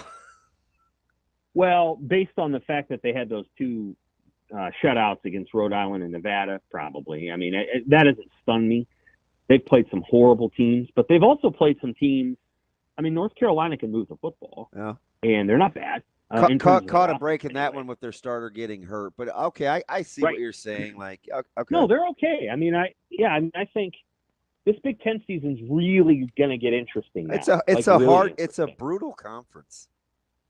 It is, and Washington's better than I think I anticipated, and B, a lot of people did. Washington's good. And that coach. Now, I had no question about the head coach. He is a heck of a head coach in terms of running offense and all the rest. And they're good on offense, and they are solid on defense. That is going to be a tough team to play. Washington is going to be a tough out down the stretch here. They go to Iowa City this weekend, and they're going to have their halos full. They're going to have their hands full with KJ on the ground. That's going to be a heck of and that one's critical, I think, for Iowa, in my opinion. It is. Like that. It's very important. That is a sneaky big game for Iowa. There's a bunch of different coaches here who obviously can stay as long as they want, but you do think about the tenures of guys and whether something becomes evident. For example, Washington has to accomplish nothing more this year than maybe making a bowl game. That's it. Nobody's expecting anything from them. That head coach took a job. He knew that the roster was going to be depleted and that a bunch of guys are going to the NFL. Iowa, on the other hand, anticipated this being one of their better teams, and they have a better offense than they've had in the previous 3 or 4 years, and the weakness is a little bit than their defense. And if they lose to Washington and they all of a sudden now they have, they have 3 losses and they still have a couple of games down the road, you start to ask the question of, okay, how many years is Ferentz going to be there? And then with PJ Fleck, if for whatever reason their program kind of collapses down the stretch here and loses 2 or 3 more, how many more years are you going to keep rowing the boat when, the boat hasn't exactly gotten beyond, a certain level? And so, there's all those questions sort of swirling about, and the teams that had to do nothing more than be competitive this year, Washington, Indiana, a few others, have absolutely done that. You think there's something to playing with house money? There is, and I think there's also something to, having a really experienced head coach. And so Indiana's got one, and actually Washington does too. The guy hasn't been a head coach for a long time, but he's been a coach for a long time. And I think those things help a lot. I think you're seeing Purdue go through it a little bit with their head coach, and I feel for him. I mean, they're going to have. I was talking to a reporter out in West Lafayette, and one of the things he said is we're just expecting them to go 4-8 every year in this new era because they can't compete transfer portal wise, and they can't get NIL the same way that Nebraska or some of these other schools can. And so their expectation at Purdue is that it's just going to be a hard life from here on out until they figure out a revenue sharing system or some other way for Purdue to be competitive financially, and Purdue just doesn't have enough players. So there's going to be it's a super interesting Big Ten season. It's only halfway done, and the only thing I feel good about is at the end of it, Ohio State and Oregon are probably going to be the top 2 teams, but everything else seems completely up in the air, including Penn State. We'll see. We'll learn a lot more about Penn State in the next 3 or 4 weeks. Yeah, they're at SC. They are this tough weekend. Game. And Penn State, I was saying in the first segment, Penn State's a hard team for me to get a gauge on because I thought Bowling Green, I was like, okay, hey, blip. But then I watched Illinois again, and I'm like, well, they only punted once. They went a +2 in turnovers. They probably should have been better in that one. And then last week, UCLA just may be running out of capable bodies over time because that wasn't overly impressive in my opinion. I don't know about Penn, but they're undefeated, Right. They go to USC, then the bye week, then they go to Wisconsin. Won't be easy. Then they host Ohio State, and then they host Washington. And those are the 4 games that you'll learn a lot about their program over the next. I think this is an incredible weekend for college football. I kind of it is. There's a ton of good games. There's a ton of good games, and there's 2 very different kinds of games right at the top. So Ohio State and Oregon, the 2 teams don't really know each other. They're both very good, but they don't, they haven't been playing for a million years. And then the other one's Texas, Oklahoma. And that's the one game where you can say Texas is a better football team, and Texas might win by 50. Oklahoma might win the game, though, because those 2 teams know each other so well. They played together. They played against each other in high school and in college for so long that if Oklahoma got off to a good start, they might pull off the upset. I mean, I think Texas is 2 or 3 touchdowns better, but the way this game works, crazy things happen because the teams completely know each other. Whereas with Ohio State and Oregon, teams don't know each other. It's going to be 2 good teams on a field dealing each other out probably for a quarter, kind of circling the ring, so to speak, and, figuring each other out. And then you're going to see a game, those last 3 quarters, and we'll see who's the better team. I don't know which one it'll be. Yeah, Sam, you kind of, to your Oklahoma-Texas point, we were talking about teams whether we think teams are good or not. And DB said we might learn about Oklahoma this week. And I kind of said what you said. I don't know that we learn less about a team in a rivalry game than we do with the Oklahoma-Texas game, because historically there's so many outliers on who wins that game versus who the better team is over the course of the season. Right. When those 2 teams were, in 2008, '07 when they were the best teams in the country, obviously you learn a lot because they're like number 1 and number 2. I think what I would say is just based on watching Oklahoma, and I'm still kind of catching up on some games, but I've seen a couple of their games. I see a team that's led by a defensive head coach. I see a team that kind of lacks a strong mind on offense now that Jeff Lebby is gone, and they just don't seem to know exactly what they want to do, because a lot of what they've done in the last couple of weeks is a talented quarterback just kind of running around and making a play or two. It's not cohesive. It doesn't look like it's part of a full plan. But they play hard, and their defense is good. And, their defense has bailed them out more than once this season. So, I don't know. I've said, like, one of my axioms of football is when you have a defensive head coach, you better have somebody who can help them get the quarterback. It can help them sort of realize that vision. And I think that's one of the issues at Oklahoma. And Texas doesn't have that problem. They have 2 elite quarterbacks. And they have an offensive head coach, and that's part of what you get when you get an offensive head coach. Sam, I maybe didn't time this right with only a couple minutes, but quickly, why do you think we can't? It just annoys me sometimes that Sat gets the brunt of the disdain when the offense doesn't go very well, but doesn't get a lot of the credit when the offense does. I mean, Dylan clearly was struggling. He's a freshman, right? It was a freshman game for him. And I looked at it as kind of Sat. I don't know if protecting him is the word, but I do think he understood that Dylan wasn't on his A game. Can he get any credit for that, or those two things we just are going to continue to make them mutually exclusive? Yeah, I mean, I think Satterfield called an incredible first half. I think in the second half you need to get some good plays in order to get into your bag, so to speak. And he never was able to get into his bag. I think they only had a couple of first downs. And so, a play caller can't walk out there and manufacture. Sometimes you can, but oftentimes play callers don't come out on the first set of plays in a drive and say, all right, now we're going to call our 3 nifty plays. That's just not how it works. Usually you got to get into your bag a little bit. And then, on the 4th or 5th play, you pull out the thing that you were waiting to pull out. You need something to get going early. And Raiola struggled in the second half. He did. I mean, there's just I thought there were maybe some opportunities to make a few plays. It felt like to me on a couple of, he's rolling out or he's got a guy in the flat that's open and he just didn't want to throw it to him. And sometimes that would have been short of the first down, but sometimes you got to make a few completions to get in a rhythm. And I felt like Raiola was kind of turning down some easy completions to try the harder throw. And sometimes that can throw you off a little bit. And it felt like that was what happened. And protection seemed okay, didn't it? It seemed all right. It wasn't perfect, but it seemed decent. That's Sam McKewon from the Omaha World-Herald. Sam, we appreciate it as always. We'll talk to you again next week. Take care. Thanks, Sam. That's Sam McKewon from the Omaha World-Herald. I want to talk about the offensive line when we come back. I've got some thoughts. That's DBM Ravi. We will be back with more Hurrdat Sports Radio coming up next.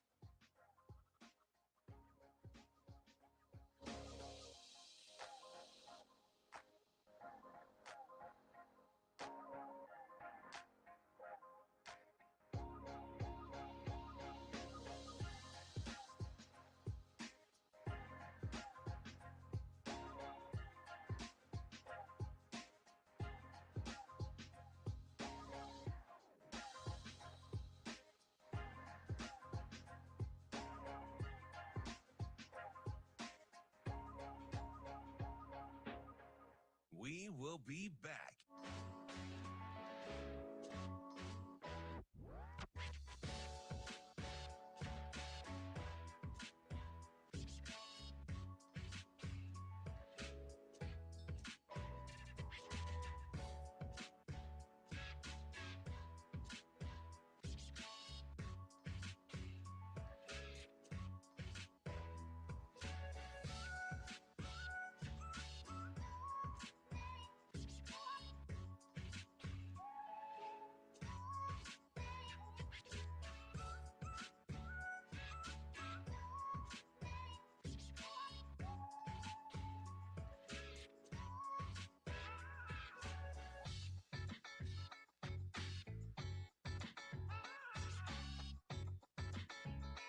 We will be back.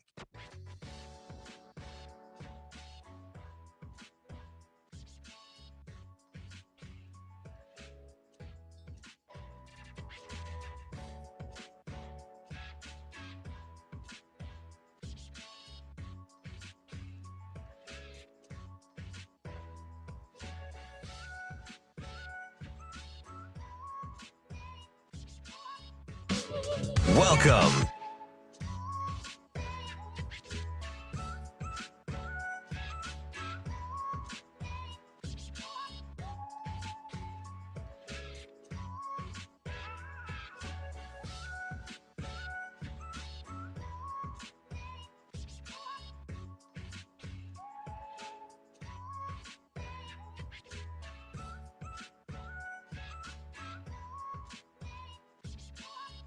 We will be back.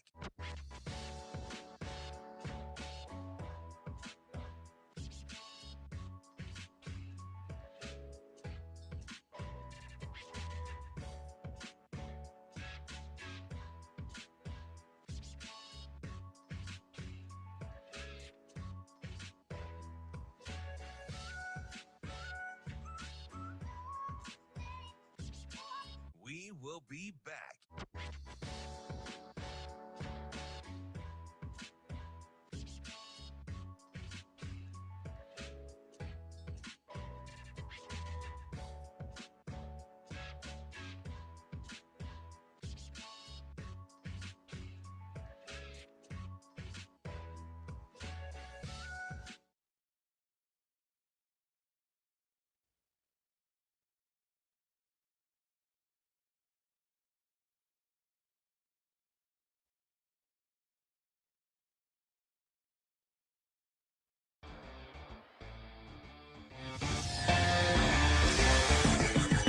You're listening to Hurrdat Sports Radio. Yeah, our O-line's physical, and they pride themselves on it, and they work on it every day. So couldn't be more proud of those guys up front. Moved the line of scrimmage, and I think we were the more physical team in the trenches. So hats off to them. Hats off to my uncle getting them ready, and yeah, keep the train moving. Welcome back to Hurrdat Sports Radio, AM 590, ESPN Omaha, ESPN Tri-Cities. We're live on Twitter, Facebook, YouTube, and we're brought to you by our friends at the Team Jack Foundation. Make sure you get to teamjackfoundation.org to get involved with this cause. Just trying to find better treatments and one day a cure for childhood brain cancer. You can donate, find out what events are coming up, see all the other ways you can get involved, like volunteering, and see all the projects that Team Jack has funded, raising over $13 million in the last 12 years. Make sure you get to teamjackfoundation.org. You know, DB, I wanted to talk about the offensive line. Were you surprised you said my uncle? I was a little bit. I was like, it kind of threw me for a loop. You think he just goes out there and is like, Unk? Oh, he might. He might. You never know. I don't know. Donnie seems like the type that'd be like, hey, man, it's coach to you. It's like, hey, between these lines? Yeah. Coach. Business. It's like, I don't even know you between these lines. Stand on it. No, so somebody, I'm actually going to give credit here because that's not really credit. It might be a little bit of a condemnation, but either way. There was a tweet that got brought to my attention last night about the PFF grades of the offensive line. This was by Wilson Dittman Sports. It was Nebraska O-line grades versus Rutgers. Gunnar Gatula, 60. Justin Evans, 70.5. Henry Latofsky, 56.9. Ben Hart, 62.9. Ben Scott, 59. And then he throws in Micah Mazuka, 73.4. Oh, is that the guy? And he was like, play the man. Yeah, let him play. Oh yeah. What about those 6 guys that he picked? What's different? One of those guys is standing out. Can you tell me what's different of those 6 numbers? Read them again. Just the numbers. 60, 70.5, 56.9, 62.9, 59, 73.4. I don't know. Number of snaps these guys played. How many snaps do you think Micah Mazuka played? 4. 6. Okay. Micah Mazuka was selected for those 6 plays for a very specific reason, right? Yeah. Those were very select plays in which he could be successful and help the team be successful, right? 100%. Now, in that scenario, I didn't even think of that. You would think the grade would be higher, right? Yeah. Significantly higher. I mean, you would think. Yeah. When you have cherry-picked plays for you to be successful in a very small sample size. That's a good point. What do we always say about plus-minus in hockey or basketball or whatever, right? Can be a little misleading. In small sample size, it can be incredibly misleading, right? PFF scores are a lot the same way. Over the course of a season, you can kind of get a decent idea of who might be good. If we knew what the grading went by, but coaches laugh at no, I know at the grades. But listen, I'm going to give like some, literally. No, I know. I'm going to give some credit here though, because there's a lot of things, especially on the offensive line, where if you're just a normal fan, you've never played, you never coached, it can be really hard to evaluate offensive line play. I appreciate that they're attempting to give sort of a structure, a framework for people to understand the offensive line play a little bit better. Or defensive line play too. Okay? Sure. I mean, I'm speaking from a place you've never been, so it's hard for you. Yeah. Don't try. That's cool. That's cool. So while I think I'm not vibing, that's cool. While I think there's definitely flaws, I think over the course of a season you can look at and say, hey, this maybe gives me a place to start from. With a grading offensive line.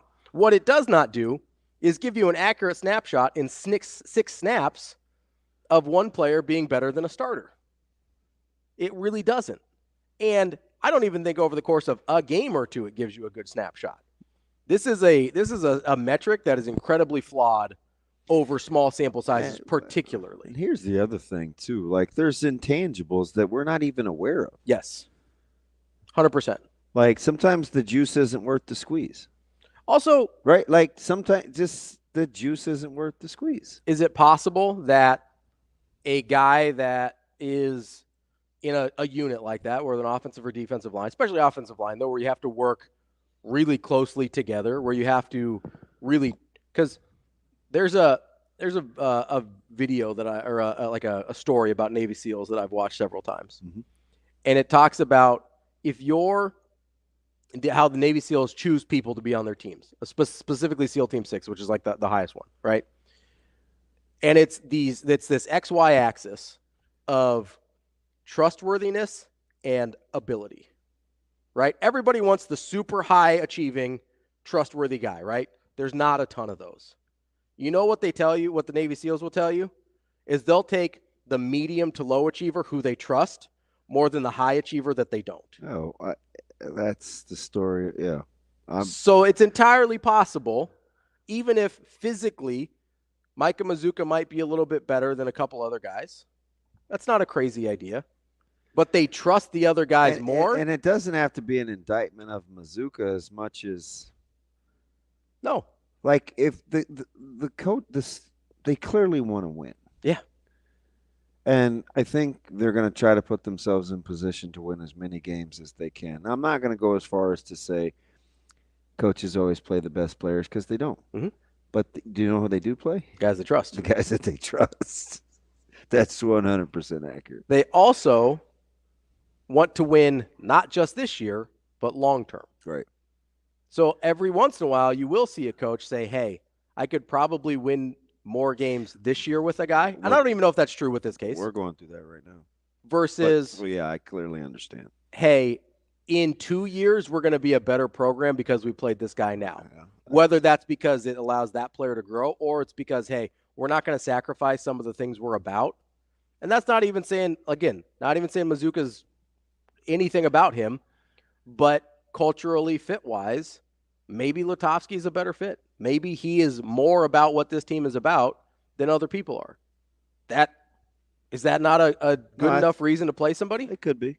If that's what it is. Yeah, it's possible, right? Yeah. Here's the other thing I would say about the offensive line and choosing to play guys. Micah Mazuka is a really good run blocker, right? That's his bread and butter. Yes. Over the course of the season until the last game, Nebraska has been, I would say, better throwing the ball than running the ball. Your best player has been your quarterback. Your next best unit is your wide receivers, probably. Certainly on that side of the ball. Is it possible Lutovsky is just a better pass protector? Yeah, I don't know. Maybe. I'd entertain that. You know what I mean? Yeah. Like maybe they're like, hey, I get Mazuka. I'd have to actually watch it. Right. Because what I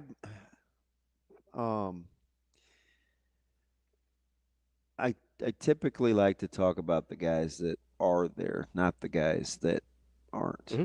So it hasn't gotten a ton of my attention because the rushing numbers, there wasn't this huge drop off. No, we talked about that last week. So I didn't pay much attention to it.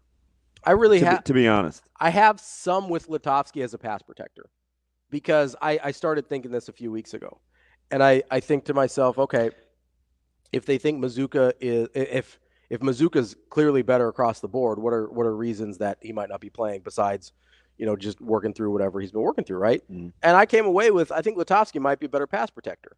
And if you think Dylan's your best player, playing the better pass protector can make sense, especially because a lot of coaches think you can scheme your way around some things in run game. I do, yeah. Right? Yeah. Like you can scheme whether it's playing Barrett Liebentritt more, whether it's doing some of the stuff with Ja'Cory Barney, whether it's some of the wing trap game with Janarin Bonner. My back is shut. Don't worry about me. No, you're good. Like you can scheme your way around round game a little bit. You know what's hard to scheme your way around? Not being able to block in pass pro. And for all the hand wringing, I just go back and again, I watch kind of the game and then I see, oh gosh, are my eyes lying to me? So Nebraska ran the ball 9 times in the third quarter for 30 yards. Okay. Rutgers ran the ball 8 times for 15. Rutgers got the benefit of the doubt because we acted like they got away from Manungai. Mm-hmm. But they ran the ball the same number of times as Nebraska in the third quarter. And by the way, that was with or without the win? That was with the wind. With. And they ran the ball one less time than Nebraska. They were down 14 points. Okay. Just one less time. Mm-hmm. In that time, Nebraska was 1 of 5 throwing the football. It's not very good. I mean, how much would you have thrown it, though? Probably not done. Probably not more than that. Okay, with the win, Rutgers was 3 of 7. So the total offensive plays, Rutgers had 15 offensive plays for 11 yards. 15 for 11. Nebraska had 14 for 45. And somehow that's a sad issue? That's what people try and tell me. No, I just want to know why. Because we don't like how it looks. Okay. That's it. I genuinely think that's it. Because, and I'm not just being dismissive, people have told me too many different reasons why they don't like SAT for it to be an actual thing. They just don't like how it looks. I guess. Okay. We can dive into that a little bit more coming up next because it is pretty weird. It's odd. It's gotten strange. We will be back.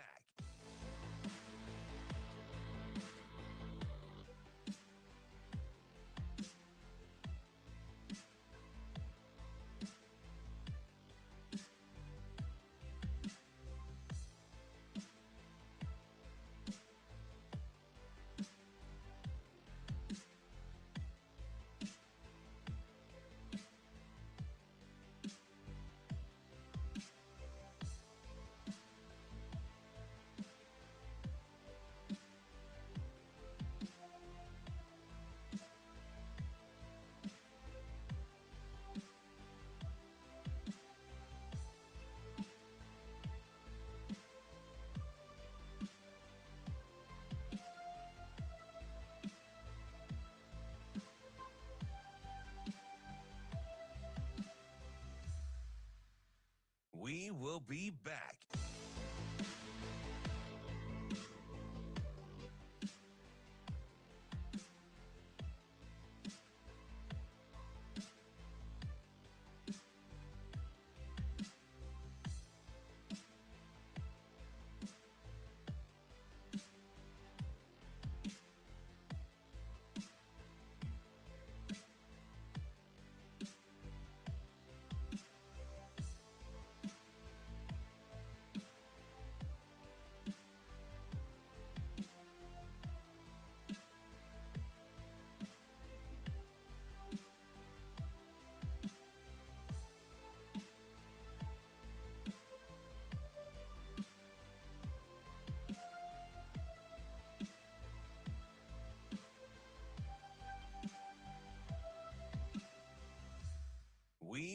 be back.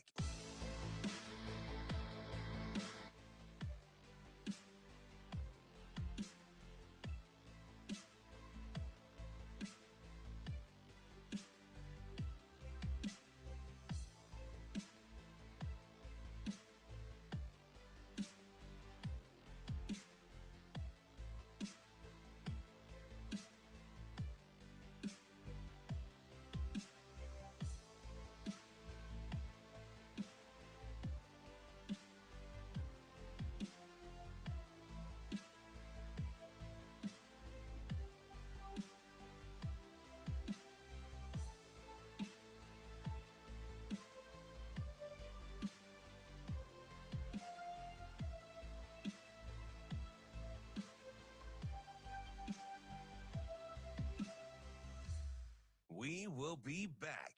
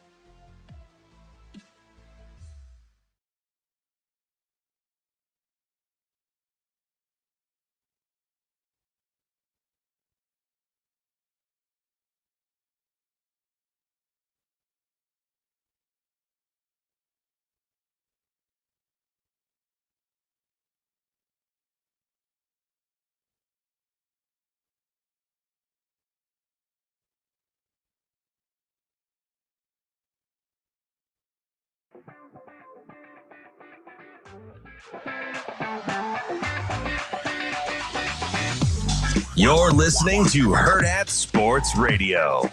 Respectfully, I don't think it's like even like, hey, you can do this. I think it's more like, how do you do this? And how do you do it is you don't start looking at the scoreboard and the clock hoping that it runs down. You play. I'm like, just go play.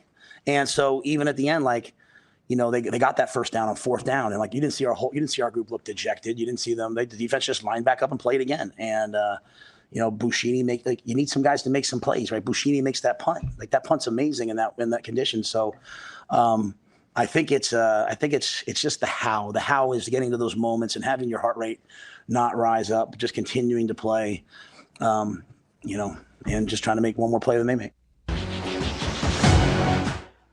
Wrapping up hour number 2 here on Hurrdat Sports Radio, AM 590, ESPN Omaha, ESPN Tri-Cities. That's DB. I'm Ravi Lulla, reminding you to get to hurrdatsports.com to purchase your Omaha Hockey Yearbook. Today is the last day you can pre-order to get that yearbook to get ready for the Mavericks 2024-2025 season. Get it at hurrdatsports.com. Can I address something else? Absolutely. Okay.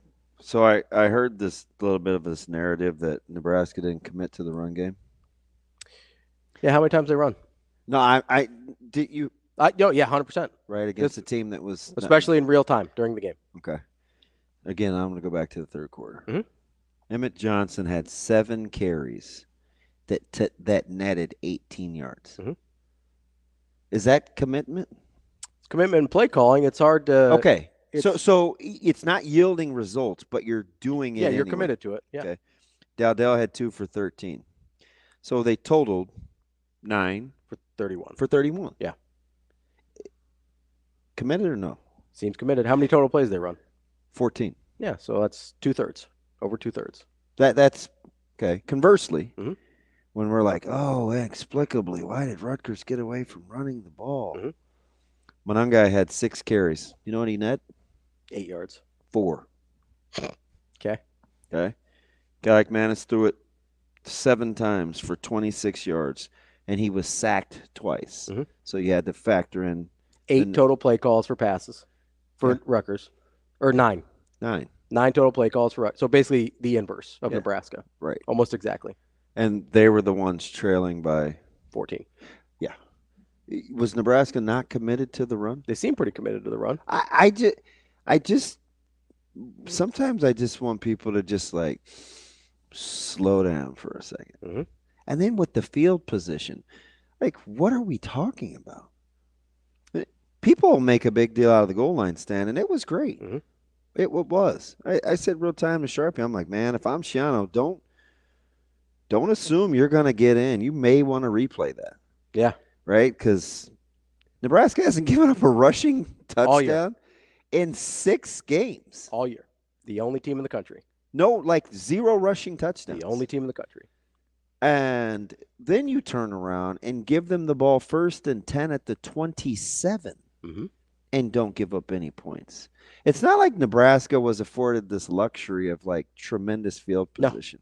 No. Nebraska was starting inside the 10 seemingly all day. And your best player isn't playing well, or up to his what he's played. Yeah, and you're mad at the OC. Yeah, and that. But when he plays well, it's in spite of the OC, right? It's only Dylan. I don't know. I'm like, okay, what am I watching? That's why I said it's what it looks like. It's not what it is, right? Because it can't be what it is, because there's no logical conclusion there to be like, oh, this is on Satterfield.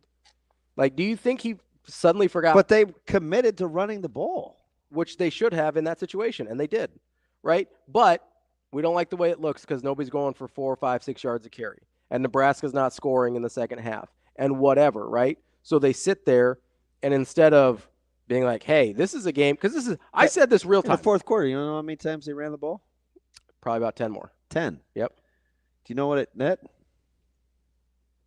29. 20 yards. Do you know how many times they threw the ball? 4. 3. Is that committed to running the ball? They're committed. And that's when you're in that. So I said this early in the second half, and I don't remember if I told you, if I was telling somebody else. The way that Nebraska was calling plays early in the second half, I thought to myself, oh, they don't think Rutgers can beat them unless they help. Okay. Let me I'm going to humor Josh here for a second. Okay. So Josh says it's not about the commitment to the run game. It's about the lack of effectiveness within the run game and the weird personnel decisions. EJ was struggling. Dowdell and RJ were settling it better. Seeing it better, I think is what he meant. Probably. Seeing it better. But last week. So the second part of that is, what did I say off air when we first got here this morning? I said, my man EJ, what? No, he struggled. I said he wasn't seeing it. He missed a few cuts. He missed a few cuts. Yep. I said, my man EJ missed a few cuts. But so, okay, I'll entertain that. But don't use, like, when you listen to yourself say those things, real time in the moment, like, is it always going to be, we're afforded the luxury of, like, we can do that. But real time, it just seems nitpicky. Also, it seems incredibly nitpicky. I need people to keep. It's not the commitment to the run game. It was, Josh, committing to something means you're doing it, even though it may not be ideal anyway. Yeah, you're sticking with it despite maybe less than ideal circumstances. So now we're kind of changing. We're tweaking the narrative within the narrative. It's not that they weren't running it enough. They just were running it with the wrong guys. Okay. Which those are the same guys, by the way. Okay. That last week we were clamoring for more EJ runs. Well, and I tried to. I need people to keep receipts on themselves. For as big a fan as I am of Emmett, you still don't get his life without Dowdell. Without Dowdell in it. Yeah. And some days you just have to figure out the how that looks. Like this, I feel like this is Groundhog's Day. Not Coach Rule's Groundhog Day, but like I just said this last week. Like that's the evolution in the run game. Yeah. And it's the exact same, man. I can't tell you how many conversations I had over the last week or season, I guess, over the last few weeks of people saying, well, yeah, they're running the ball okay, but it's all in this gimmicky, gadgety stuff. I want to get away from why can't we just line up and run the ball? Well, guess what they didn't do a lot of? Not a lot of gimmicky, gadgety stuff. They just lined up and run the ball. They won the game. And now we're unhappy because the run game wasn't creative enough. Well, it wasn't working just lining up and running it. So why don't we? How creative was Rutgers' run game? Right, but they have. Why do we? Okay, this is why we. I'm not. You're not going to do this to me. when we talk about creativity in the run game, what are we talking about? Because if it's fly sweeps, that's gimmicky. Mm-hmm. If it's a counter, it's a one-time thing, that's kind of gimmicky. Mm-hmm. What are we when people listen, stop letting people do that to you, because then it makes me mad. What does creativity in the run game look like when you don't run the ball with your quarterback? Who's drawing that up? Yeah. Like who's drawing this up? Show me creativity in the run game Without QB run. Without QB run game. Like, you don't even want to give the guy any credit. Like what? Man, see, you talk too long. I did. What'd I do? Creativity. These people don't even know what they're talking about. That's why I said it's not a real complaint. It's what we feel like it looks like. It's not even what it actually looks like. It's what we feel like it looks like. Let's go to Jack before I lose my mind. Let's get to Jack. Wants to talk about Rutgers defense. What's going on, Jack? Hey guys, good morning. Good morning. What's up, Golden Voice? I had two quick little comments, and I got a question. Okay. One is, I don't know how they're going to keep Stuart Wright off the football field when Tommy Hill comes back. That guy is a stud now. Yeah. They threw at him 9 times. They had 1 completion. He had 1 interception and 3 pass breakups. You don't play cornerback much better than that. Mm. And I hope they find a spot for him. I thought Bushini was a real warrior in that game. Even punters don't get much acclaim, but that guy's did a lot in Purdue, and my man was in a back brace on the sidelines in between. Yeah. He was hurt. He was hurt. Here's my question of the day. I listened to some other shows and read yesterday about comments from one media member, and this media member said, well, in the second half, and which I thought, I watched on TV, and I thought that Dillon did look awful uncomfortable in that second half. I don't know if it's because I don't know why, but they were saying that Rutgers made some adjustments at halftime that kept him confused in the second half. Mm-hmm. Now, and that may be true. Shiano didn't fall off a hay truck out at the edge of Lincoln on Friday night. I mean, he's a good football coach. All right, so if they did make it, but nobody ever says what adjustments it is they made. If they did have him confused, they just kind of leaving you hanging. Well, they made adjustments. Okay, what adjustments? Tell me something. I'm going to hang up and listen and see what you guys' opinion is.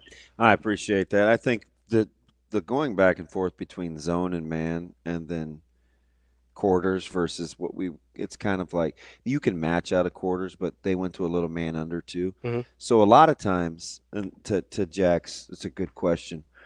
See, Nebraska thought Rutgers was playing a lot more man-to-man than they were. So what you would see is you'd see a wide receiver. They get in a 2-by or 2 tight ends, mm-hmm. 2 wide receivers.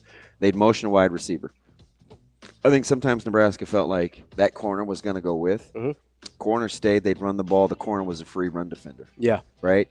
So they played the guessing game between whether Rutgers was in, and then he would make the play on Emmett Johnson for like a 2-yard gain, right? Mm-hmm. And Emmett, he'd be like, oh, Emmett, make a miss. Was lack of creativity, clearly. But so they went between man and zone. Mm-hmm. And I also think Dillon wanted to take such good care of the ball. He didn't take a lot of shots either. He didn't. So that's part of it. And I think his offensive coordinator knew that he wasn't really in a good rhythm. I agree. Coming up next, Bill Bender to talk some college football. We will be back.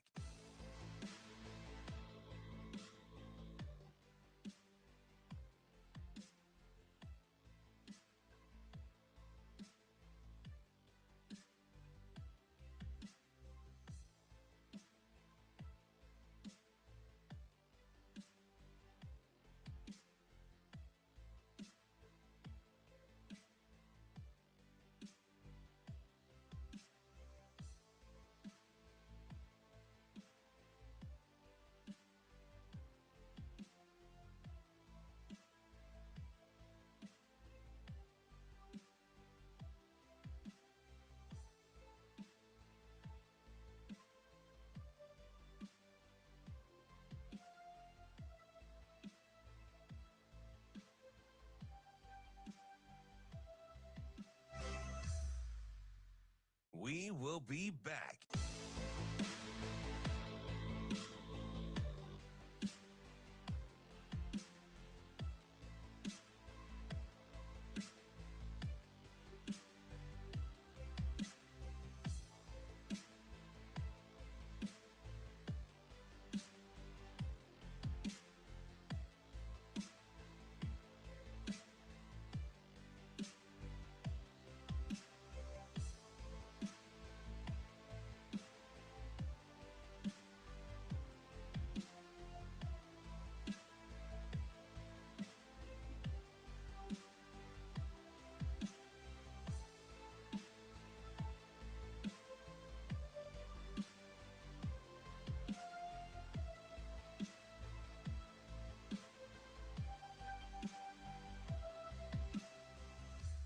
We will be back.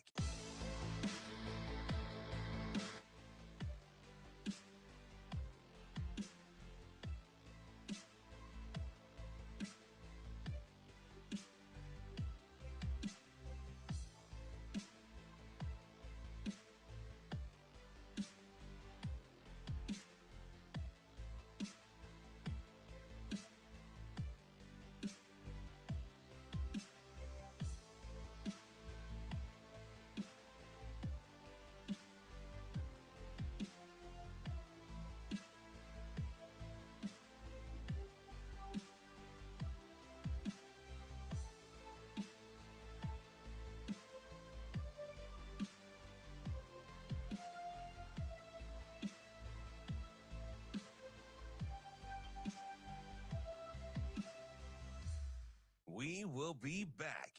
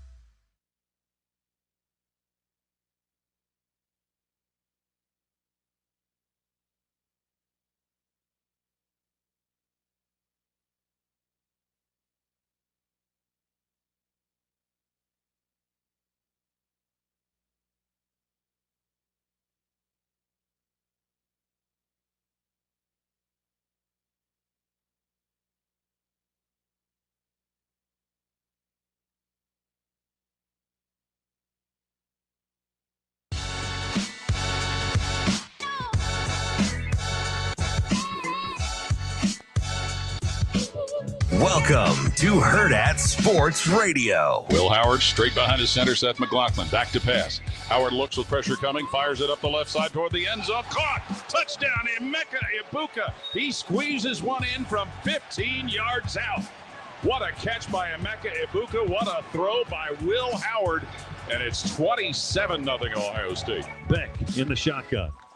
Snap it back to him. He looks to the left, and he will fire in that direction. Caught at the 5. Breakaway into the end zone. Touchdown, Dominic Lovett. Huskers go I formation. Raiola under center. They are bunched up around the line of scrimmage. Hand off to Dell. Dell off the right side. Touchdown, Nebraska. Dante Dowdell finds Peter. 6-0 Big Red. Let those balloons loose.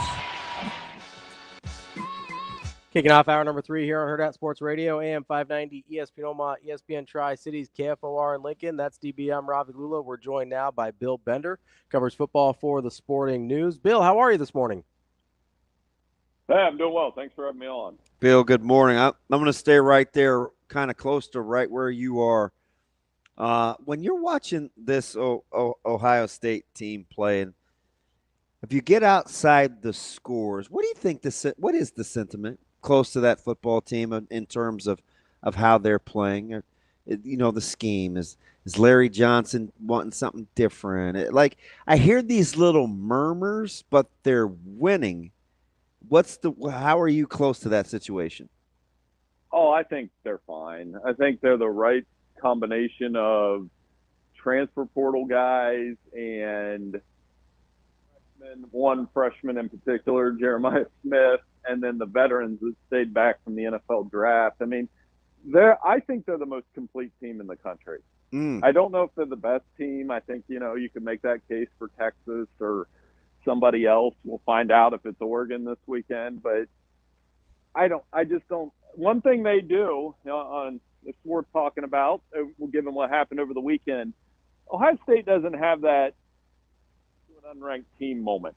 You know what I mean? They haven't done that since 2018. Bill, you mentioned the weekend. Is there part of you that looks around and just says, hey, with every team that we saw lose, whether it's Tennessee, Bama, Missouri, USC, Michigan, 4 of those, I believe, to unranked teams, like, do fans kind of need to calibrate expectations a little bit and say, hey, if you're surviving these games, you're in good shape? Yeah, I mean, for sure. We've come closer to the SEC in particular. I'll say this. They wanted NFL light. They have. As a guy that I follow the NFL closely, I think you guys know I'm a huge Green Bay fan. And you take every win and you move on. Like yesterday, they beat the Rams. I was happy for 5 minutes. And then you're miserable the rest of the week. And I think college football fans, particularly in that conference, the SEC has one unbeaten team left, Texas. The Big Ten has 4. The SEC has 8 one-loss teams already. And when you got to take care of business in those road games. I will say this. I don't know. I would love to hear what you guys say. The result probably shocked me a little more than Alabama in some ways, because I just thought, you kind of glazed over. Yeah, they'll go down to Arkansas and win, and they ran into some problems. So the interesting thing, last week we were talking about Arkansas for laughs and giggles, and I said to myself, that's probably the one team, because I watched Okie State. I mean, it's on in the studio in our pregame before I've watched Arkansas probably more than I should have, and I said to myself, and I was glad to hear Pittman say it after, when they don't turn the ball over, they can move the football. But I told Ravi last Thursday, I said that was a dangerous game because I don't have any idea who Arkansas is, and I still don't have any idea. They play without one of their best players, and they won. So it's like, I don't know who they are. Well, I think you brought up a great point with Vanderbilt last week. I'm not going to be one of those guys. I told you Vanderbilt was going to win. They're only. Oh, I wanted to, because I almost said it. I didn't commit to the outright win, but I knew they would cover. I had a feeling on that, and the reason why, you just said it. They don't turn the ball over, and teams that don't turn the ball over with the new clock rolls and everything that goes with that are able to hang in games a little bit longer. And you go into this weekend, and I'm getting ready to publish our picks for this week pretty shortly, and I am just racking my brain about, can South Carolina go in? I think Alabama's going to beat them. I think Alabama's going to beat them pretty good, because they're not very good on third down. And if you're not good on third down, the other team gets off the field. Milroe and Williams are fantastic, but it is definitely harder. I'm not making excuses. I mean, I'm still doing my things on picks, but it is harder to pick games this year. Yeah, because who saw Missouri and A&M, right? I like Missouri to win, or A&M to win, but not Missouri to lay down. Although I haven't liked Missouri all year. I will say that. And I used Vandy, interestingly enough, as my example, but all Vandy did was convert 12 of 18 third downs against Bama, so maybe they're not too bad either. But I don't like Missouri to begin with, but who saw that coming? I did not. Not that blowout. I mean, you could see the win and say, yeah, they were down at Kyle Field, but Missouri had been that team that we had been called overrated. I mean, I got both the top 10 teams wrong last week, too. I picked Missouri. I thought, you know what? I was like, you're a top 10 team. Go prove it on the road. Your defense is pretty good. The other one I missed was Michigan, who has now played 3 quarterbacks. I thought, you know what? They're just better than Washington. Go show me that you're better. And I don't understand, honestly, why Michigan's ranked. I think we have one of our listeners that's struggling with that too. I think ranked. I think until they figure out a passing attack, I don't think they're better than Nebraska right now. I don't think they're better than – it's probably a coin flip with Rutgers. And, you look at Michigan's schedule, guys. They got to play Indiana. They got to play a good Illinois team. They got to play that rivalry game with Michigan State and, Ohio State and Oregon. There's 3 more losses on that schedule. Bill, talk about a team who I'm not sure. And the only reason I know them so well is just because I did it for the prep for the Rutgers game. But I've seen Washington a couple of times now, watched them again this weekend. They have a huge one in Iowa City. But I actually think it's bigger for Iowa and I hate the term house money, but Fish is already kind of exceeding expectations because I didn't think people think Washington was going to be very good this year. But do you feel like you know who Washington is? I feel like when they hurt it in the red zone a little bit against Michigan, and they still had some misses, the field goal misses. I think they'll get the ball up and down the field with Will Rogers. Their defense is pretty good. And they go to Iowa with this contrasting styles game. Iowa, I was at Ohio State, Iowa on Saturday. Their defense is amazing. It's amazing that even though they lost 35-7, you tell that to somebody. It's like, well, that first half, the way that they take away the big play, Jay Higgins is the best linebacker in the country. Yeah, he is the real deal. I caught myself watching just him a little bit, and he's amazing. So, the Iowa offense is the problem. I was just talking about Michigan. Michigan and Iowa are very similar. Like, they're just so limited in what they can do offensively that in this day and age, you got to lean toward the offensive team. Yeah, McNamara's numbers for Iowa against Power 4 schools is not good. No, and, they're limited what they do in the passing game. Now, they do have Caleb Johnson, who I love him. Was up against he's great, runs hard. And that's been the saving grace in their offense, because if they didn't have him, it would be bad again. It would be very bad. And, I think that just matching up contrast and stuff, I was going to look into this. I saw a couple tweets about it, this whole notion of cross-country travel. And you're seeing it with USC. They go up to Minnesota and lay an egg. You see it with Michigan, go up to Washington and lose. So what do we have this weekend? We have State going to Oregon and Penn State going to USC. Those are going to be tough games for the team flying out there. I remember being a guy in the Big Ten growing up in the conference. Whenever they used to play a Pac-12 team in September in a non-con game, I'd be like, "I'm in trouble," and that panned out, right? Bill, I'm glad you brought up Penn State and USC, because USC is another team where I think we look at them and don't totally know who they are. When they lost to Michigan at the time, didn't seem like necessarily a bad loss. Now we kind of have a better idea who Michigan is, and I don't know anybody that thinks Minnesota's particularly good. Do we have any idea who USC is at this point?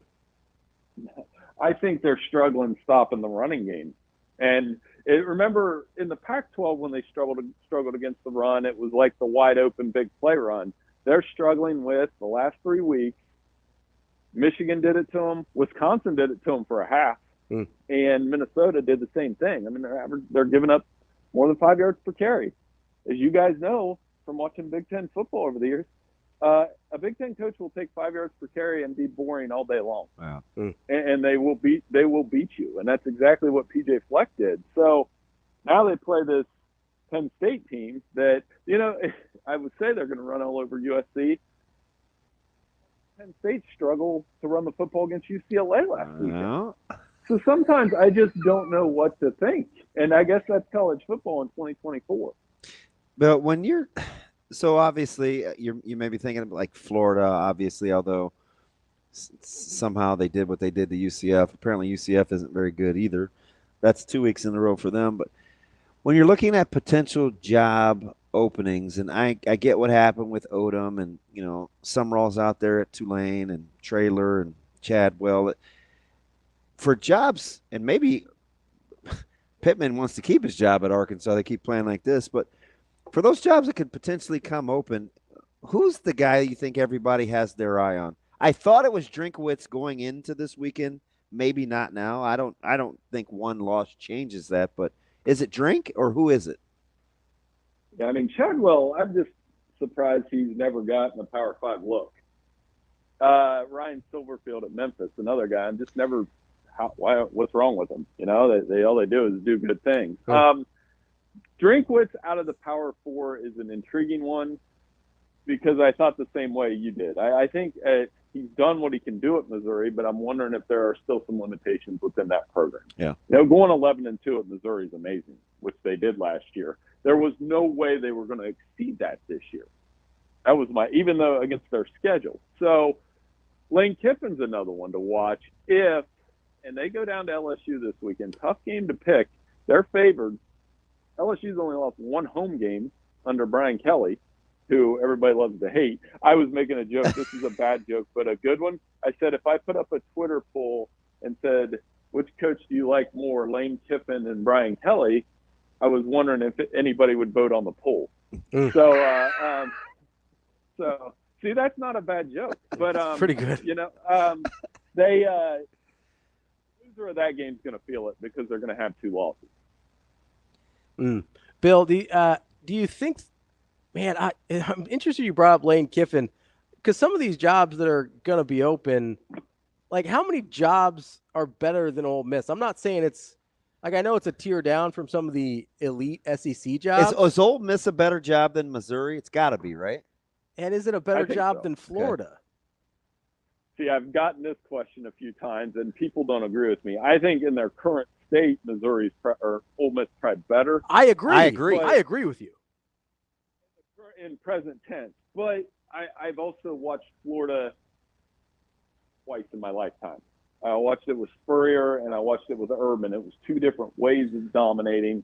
And I think those three Florida jobs are just eternally difficult now because whether you're Florida, Florida State, Miami, Georgia, and Alabama and Clemson, and, you know, you have so many Florida recruits going to those places. I mean, you have Florida kids going to Ohio State.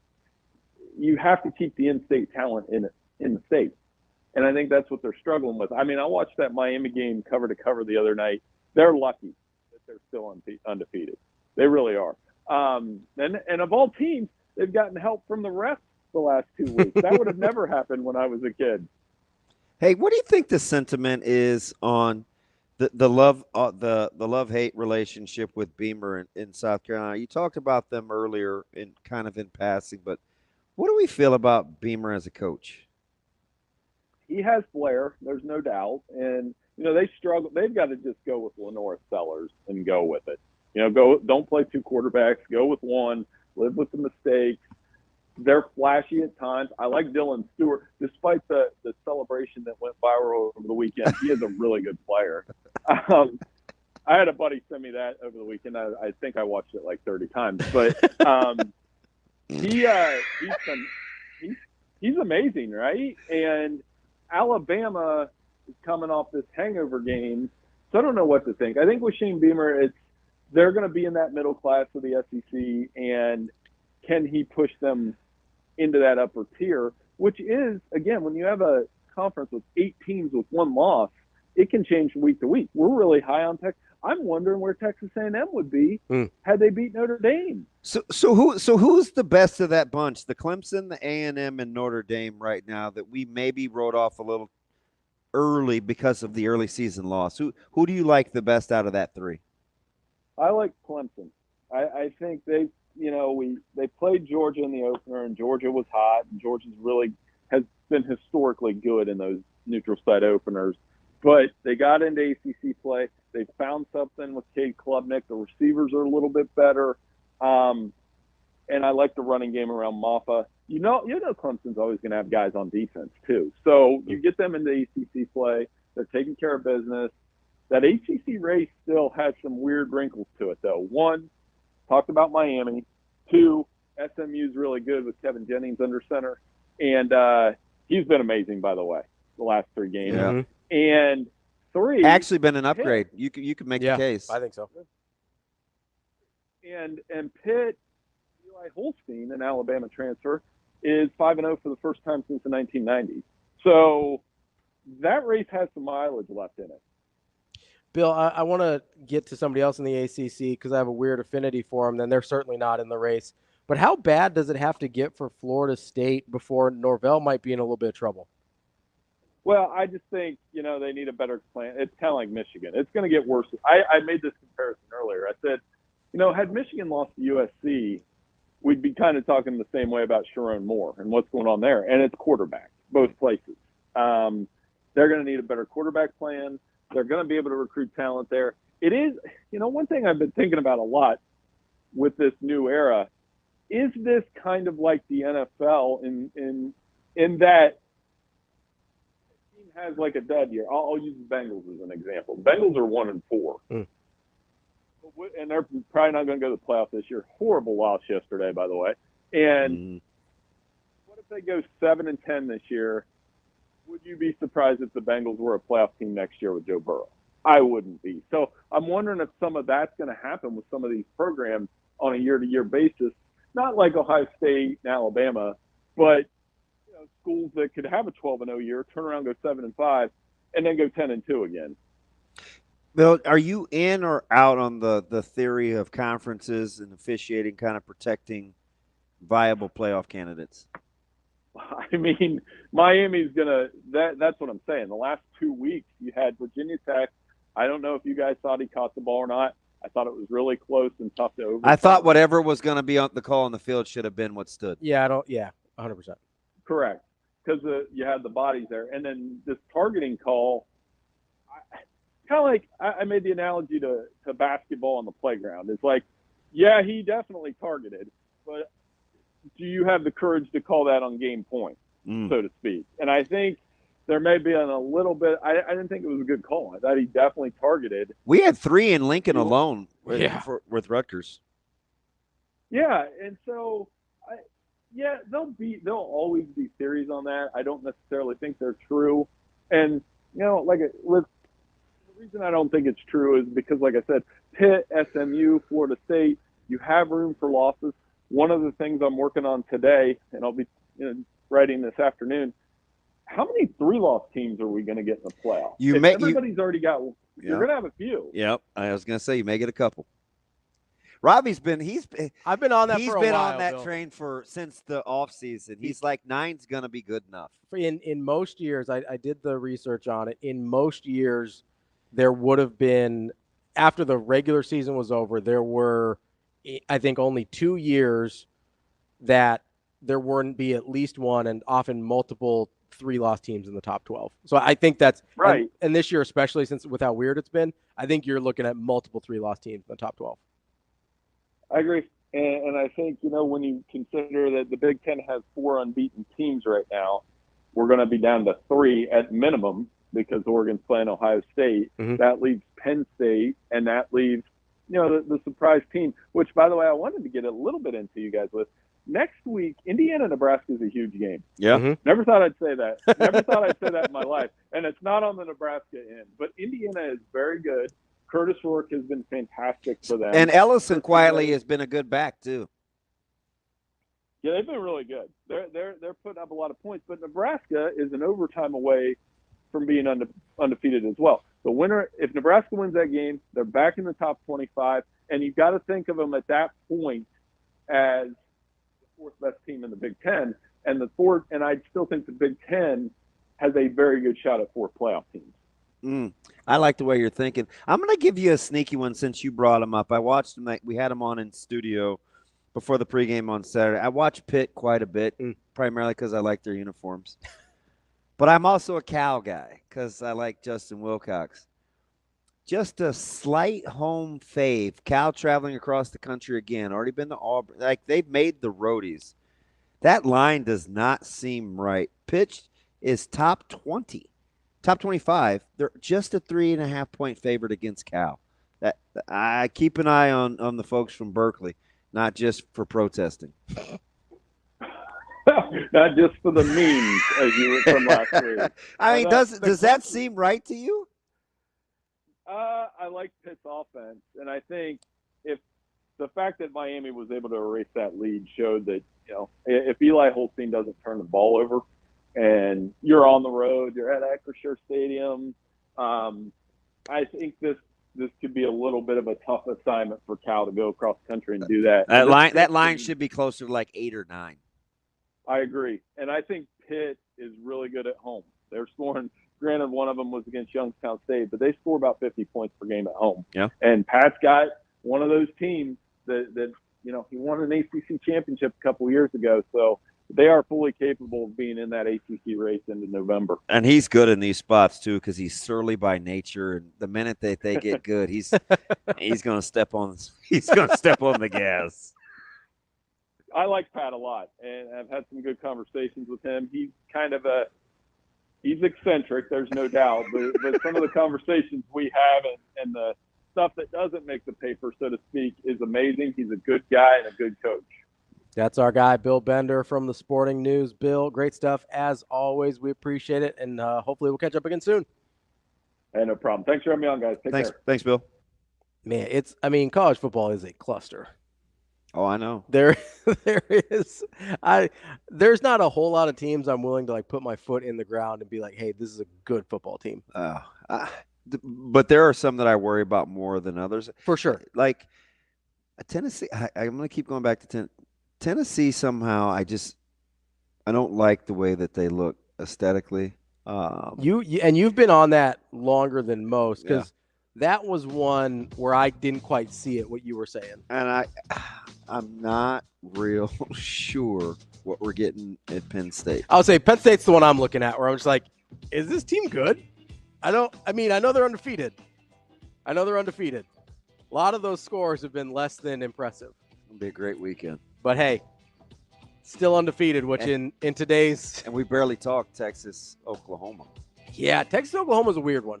I know we got into it with Sam a little bit. We can talk a little Texas, Oklahoma coming up next here on Hurrdat Sports Radio.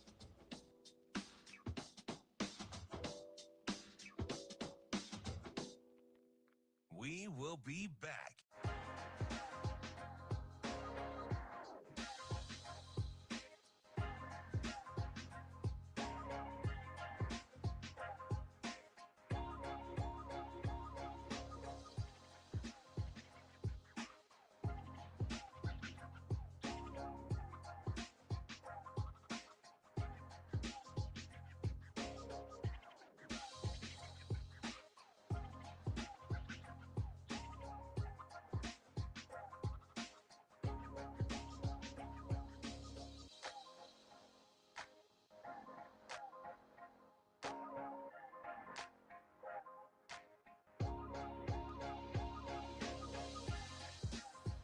We will be back.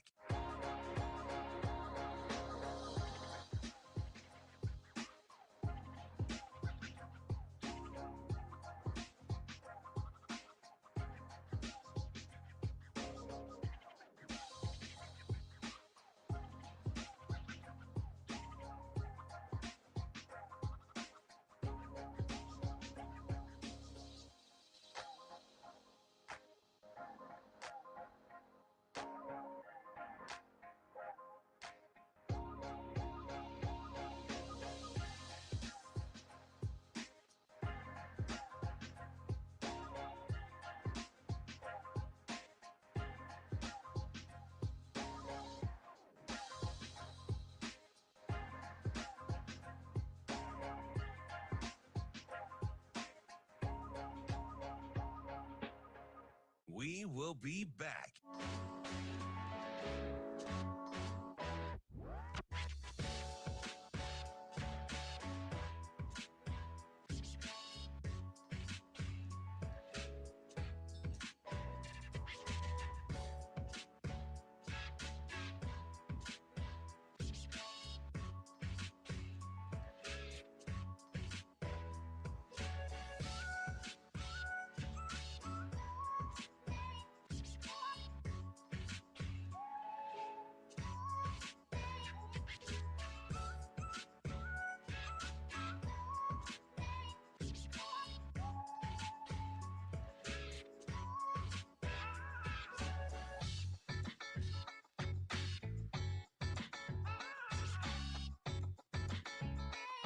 We will be back.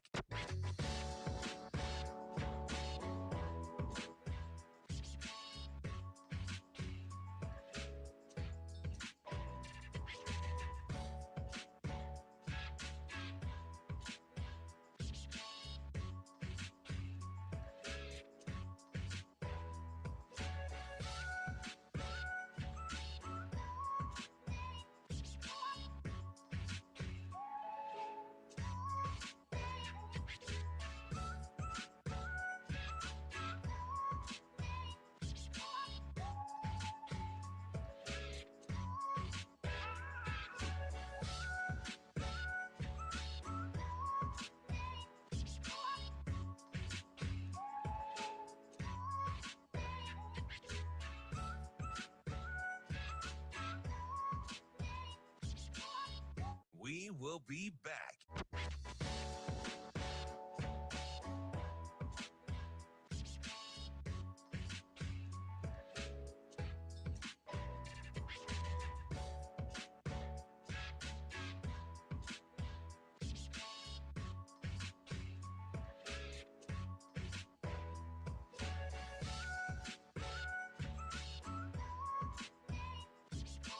We will be back.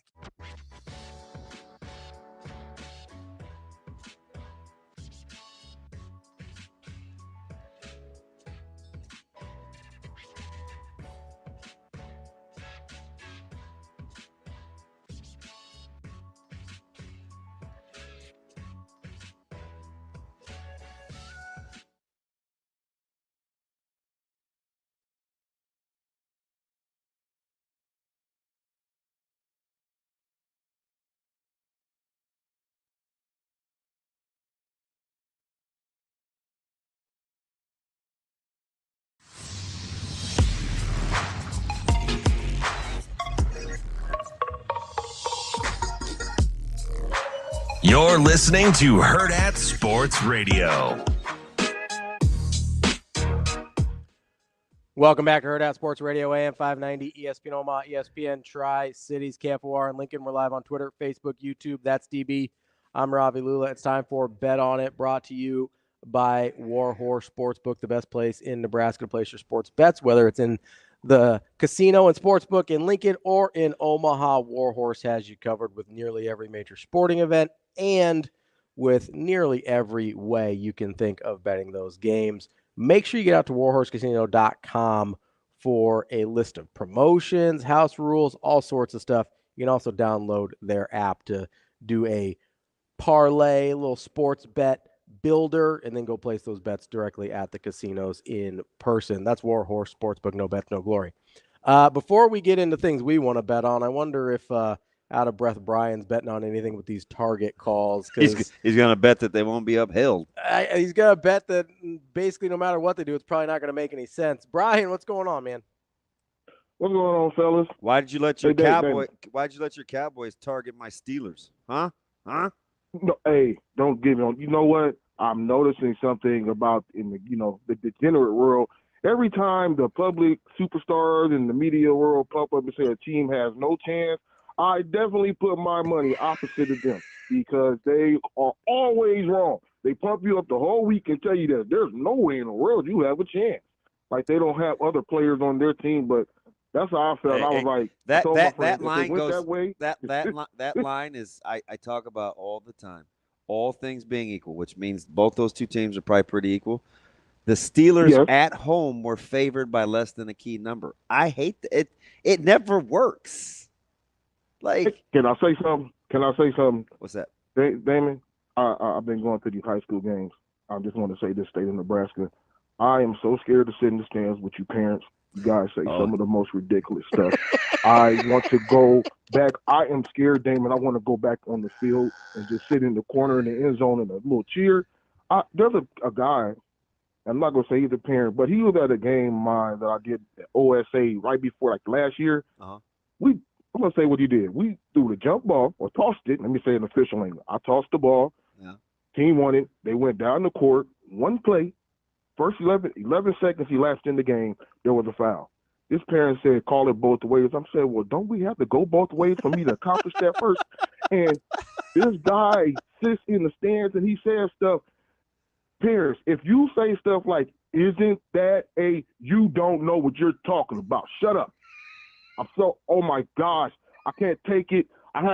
When I go to the games, I look for this parent and I make sure I sit away from him because I can't take it. He says things and he sits there and curses with his kids in the stands. I didn't know that went on. I want to go back on the court. I'd rather have the parents yell at me and call me names from there because that's ridiculous. You guys are embarrassing, okay? And I don't even care that we were getting our butts whooped. I know it's developmental, but you guys are ridiculous, okay? Oh, my God. And then and speak on ridiculous, the Buffalo Bills game where they called the late hit on the quarterback when Allen slid into the defensive back's legs, and he put his hands out just like the shortstop would in baseball on the slide to protect himself, okay? And his legs got kicked from under him, and his helmet brushed by his helmet. And then in the Dallas game where they called the one when we hit with the shoulder right into the quarterback chest, and I'm like, what's going on with football? Did you? I almost turned it. Did you think the first the targeting call that wasn't upheld in the Nebraska game was targeting, where Rutgers DB left his feet? No, take it back. Yes, I did at first because of the launching. Then I remember, don't you have to have all three elements of it for it to be the call? Yeah, that's what I always hear the announcers say on TV, unless they're misquoting like they often do, because there still is no over the back call. Stop saying that on TV, on the radio. There were some huge targeting calls overturned all weekend. So I don't know if they're a little more self-conscious now in terms of letting guys play football, but it hasn't gone the way of targeting. They need to revisit it because I don't think the officials are clear on what that is or how they have it worded, because that one in the Buffalo game, I'm like, what else do you want the defensive back to do? He came to a stop, and the guy went sliding right at his feet. Yeah. If he was the smaller one, and I don't think they should have called that. And I'm like, come on, take it into account what's going on. Their helmets are there to protect them in case their heads incidentally contact each other. That's what they were made for. So if it's incidental contact, I think you should take that into account and not call that. I don't think it's just always a call because there's contact to the helmet. That's what I would say. And it's a game where I think, look, parents, this is a game where you need to put a sign out. This is a play at your own risk game. It's always been that way. Yeah, you didn't have to play football. You could have went and play hide and seek with other kids. That's it. Brian, we appreciate the call, man. I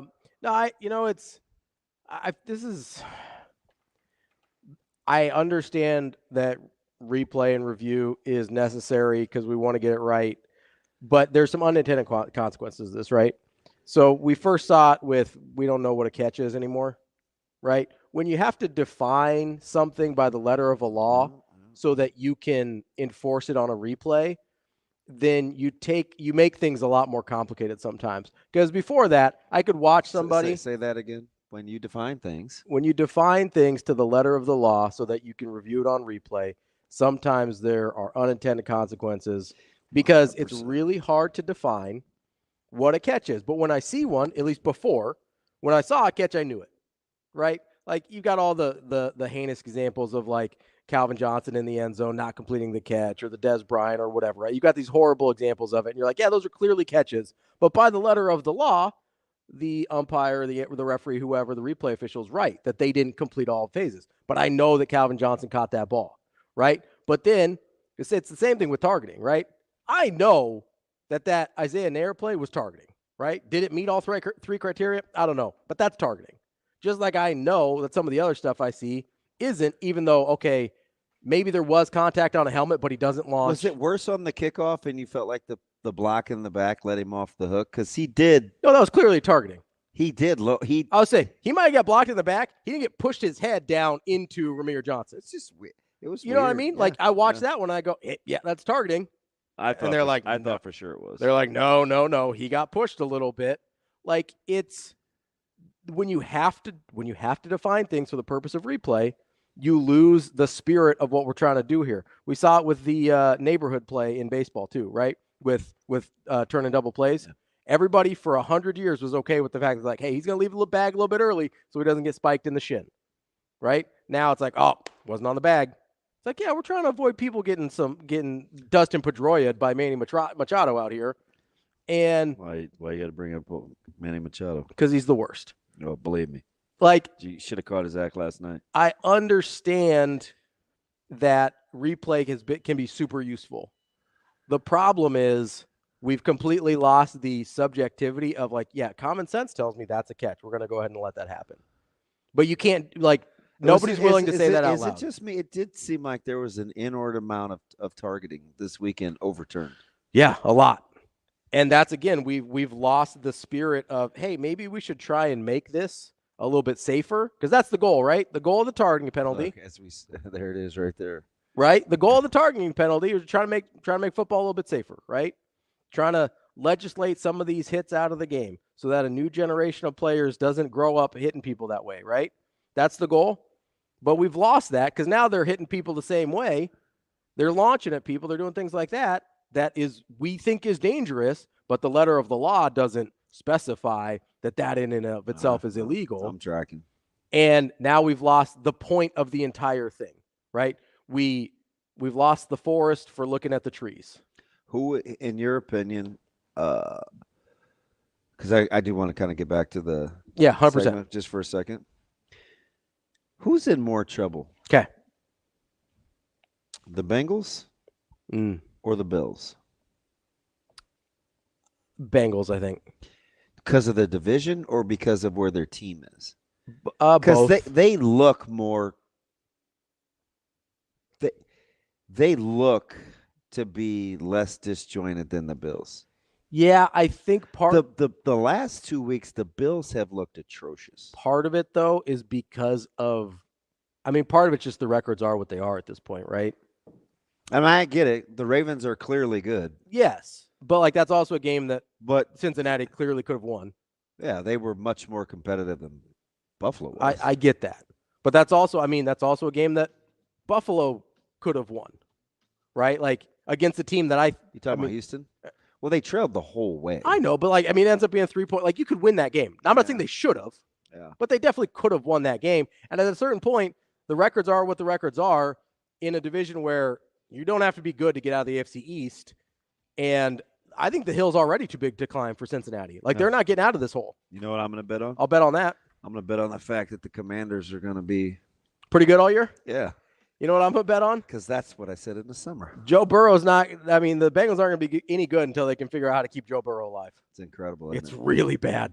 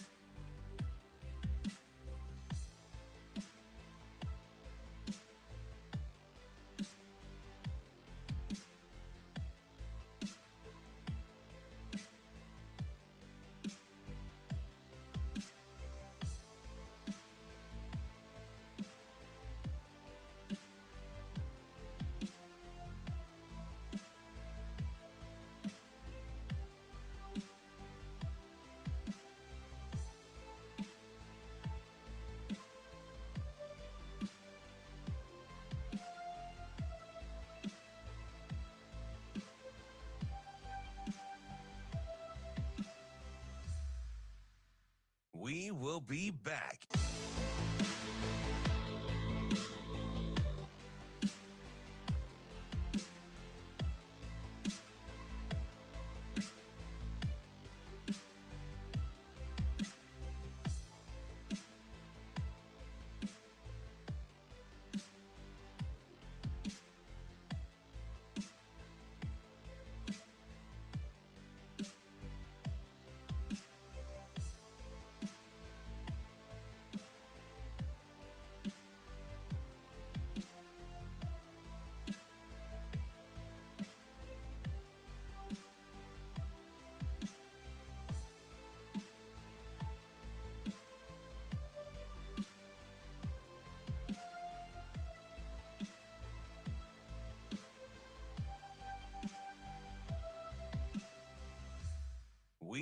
be back.